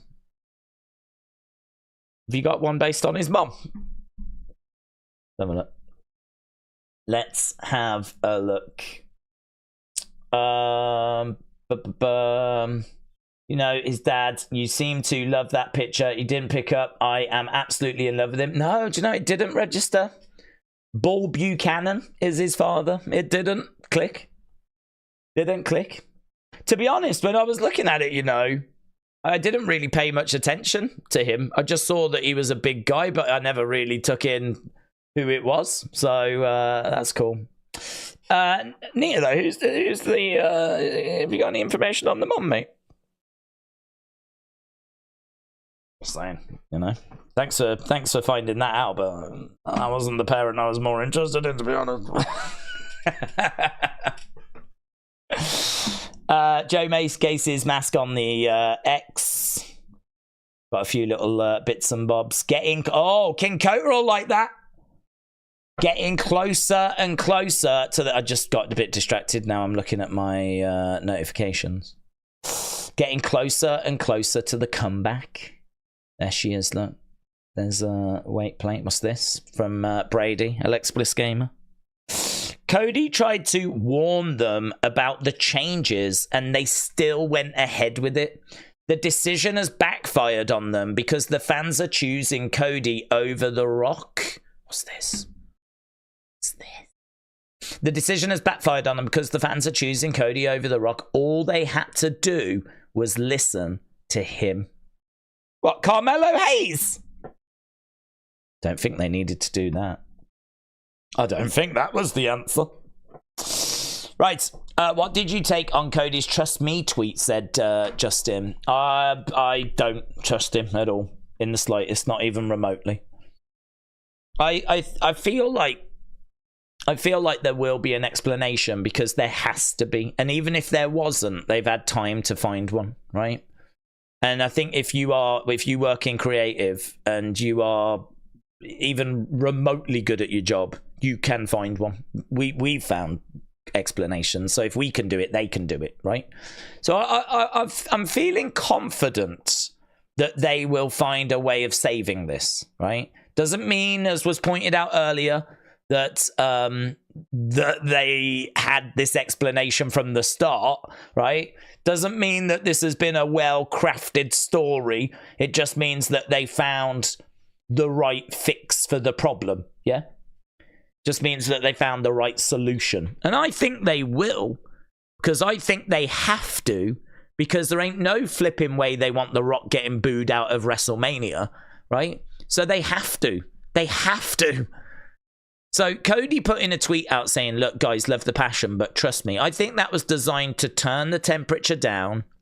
And also, just to, because the Cody fans will have read that and gone, okay, right, guys, listen, he's got a plan. He's got, we trust you, Cody. We're with you, Cody. Come on, Cody, do the right thing, right? So they don't need to be like, we want Cody, we want Cody, we want Cody. They don't need to be... Maybe some of the death threats and everything can just settle down a little bit because Cody's like, guys, listen, I've got a plan. Yeah. So we can just turn that temperature down a little bit. So I think that was what it was designed to do. And I also think that because we didn't get an answer on Raw, they needed to do something. They needed to do something that was going to satisfy the fan base. You can't do what you did on Friday and then have 2 days of carnage because you didn't give us an explanation, then get to Raw and still not give us an explanation and expect there to not be more carnage, right? So what they did on Raw is they said, Thursday, you're gonna find out on Thursday, wait till Thursday. And to hammer it home, you've had Cody go, guys, trust me. You know, he might as well have said, I've got a plan. There's a plan. Yeah, trust me. So I think it was a very clear message of Thursday. Can we turn the temperature down? Will they find an explanation? Yes, I'm sure they will. They have to. But it does not mean that all of this has been a well-crafted story from the very beginning. It 100% does not mean this, right? Everything is pointing to this has been botched, it's been miscommunicated, and we are now going to have to find the right size plaster to put over this boo-boo, right? So we'll see what they come up with on Thursday, and I keep saying it, I hope they do. Who is sitting here going, oh, I hope they ruin WrestleMania? No one wants WrestleMania ruined. Everyone wants them to find the right fix for this, right? And maybe the right fix is not going to lead to Cody facing Roman, but they will find a way of it making more sense and it being acceptable, right? So you get Rock Roman, but it's okay because it makes sense. And it's going to be interesting to see, you know, how they go about doing that. So we will see. We will see. Chill. Don't let it play out. I don't subscribe to that. What I would say is Thursday is where we get the answer, but you should still, if you are a Cody supporter, be tweeting out your support for him. Even WWE don't want the We Want Cody hashtag to go away. They love it. They love it. So they're not trying to get that to go away. They are just trying to maybe control it a little more, not have it be as toxic in places, you know? So I think, but they still want you showing your support for Cody. I think it would be a real shame if anyone was to look back on what's happened here and have like regrets of like, oh, I probably shouldn't have sent out my We Want Cody tweets. Why? Why? That's what you wanted. And to all intents and purposes, he was being screwed over. So to me, you had an opportunity to make your voice heard and you took it, and you should be very proud of that. Whatever happens going forwards, you should be very proud that there was an opportunity for you to stand up, make your voice heard, and wow, wrestling fans did exactly that. How anyone can turn around and say that you were wrong or you should have just let it play out. If you let it play out, if you had let it play out, this weekend would not have happened. If you would have just accepted what had happened and just let it play out, then the We Want Cody trend would not have trended over the weekend. WWE would not have wanted that. They absolutely love what's happened. They love the passion, right? Wrestling it's exploded. It has exploded. Everyone knows that something is happening in the world of professional wrestling. And you can't tell me that's a bad thing. That cannot be a bad thing. So I've got a fair few thoughts about that tweet. But the big one is Thursday. We should find out. Justin said, I can see Ava coming out at Mania, turning on her dad, joining the bloodline, and that might take some serious heat off of her, said Justin. Dro said, Tony really loves doing announcements more than his job. Big Time said, Daze, you've got to imagine that the Rock Roman build for WrestleMania will do monster SmackDown ratings. 2.5, 2.6. Last week was 2.4, 2.3, 2.4, 2.4, 2.4. Some serious momentum there. Yes. I think, though, that those numbers would still be good for Cody. The other thing I would say as well is that SmackDown's a done deal as well. I mean, SmackDown's moving to USA Network. It's done. I'm not saying that the ratings are not important right now, because absolutely they are, and we are trying to get the best ratings that we can, because you don't want to just go in a slump, right? So I'm not saying that they're not important, but I think if anyone was to try and use that as a justification for screwing Cody, oh, it's worth doing because the ratings are better. My counterpoint would be, well, we don't know that they're better, and if they are better, we don't know how much they're better, because to be honest, their average is 2.2, 2.3 anyway, so it's only gone up like 100, 200,000, and we don't know what, a Cody story would have been. And actually, we didn't even know The Rock was going to be on the show. So there was obviously some rumors beforehand. I will give people that, but he hadn't been advertised. So I don't know how much The Rock can claim the success so far. Maybe they'll go on to do some monster numbers going forwards. But, you know, my counter to that would always be, well, you know, we already know that SmackDown is going to the USA Network next year. That deal is done. So, you know, ratings-wise, what are they actually getting? They're getting more eyes on the product. I don't think anyone would argue that Rock will bring more eyes on the product. But you can do Rock Roman at any point and it will bring more eyes to the product. You can do Rock Roman for the Saudi show and you will get great ratings at that time. So the great ratings that you're enjoying now, you could enjoy at any point that you do Rock Roman. There's no justification for this to be acceptable, that Cody is pushed to the side so that The Rock can come in. And anyone saying, well, he's going to do bigger numbers. Yeah, he would have done bigger numbers if we did Rock Roman at SummerSlam. Wouldn't we? Yeah? We'd do bigger numbers if we were going to do it in Saudi Arabia. Wouldn't we? Yeah, you're still going to have monster SmackDowns then. Doesn't justify him going boop to Cody. Cody goes flying out the way. You don't need me to tell you this has been messed up. That is very clear. It's just, how do they fix it? How big is the mop? How effective is the mop that they're going to use to clean this mess up? That's the question. How effective is that mop? And I hope it's a flipping state of the art. I hope it's a new technology mop that explains everything, satisfies everyone, and gives us the best WrestleMania that it can. Right. Can we please never mention The Rock going to Saudi? It's not going to happen, says Jim. Well, that's true, because it looks like it's happening at WrestleMania. Johnny said, I'm tired of watching SmackDown an hour later. Yeah, is that a West Coast thing? That would suck. Watson said, I've tagged you on X about what we can do with Stand and Deliver. Stand and Deliver. Kojiko, Brady, Shaquem. What about if you get Ilya versus Trick versus Carmelo at Stand and Deliver? Trick can get the big win and his first feud can be Melo. Ilya can go to the main roster. It's a triple dub. I don't mind that.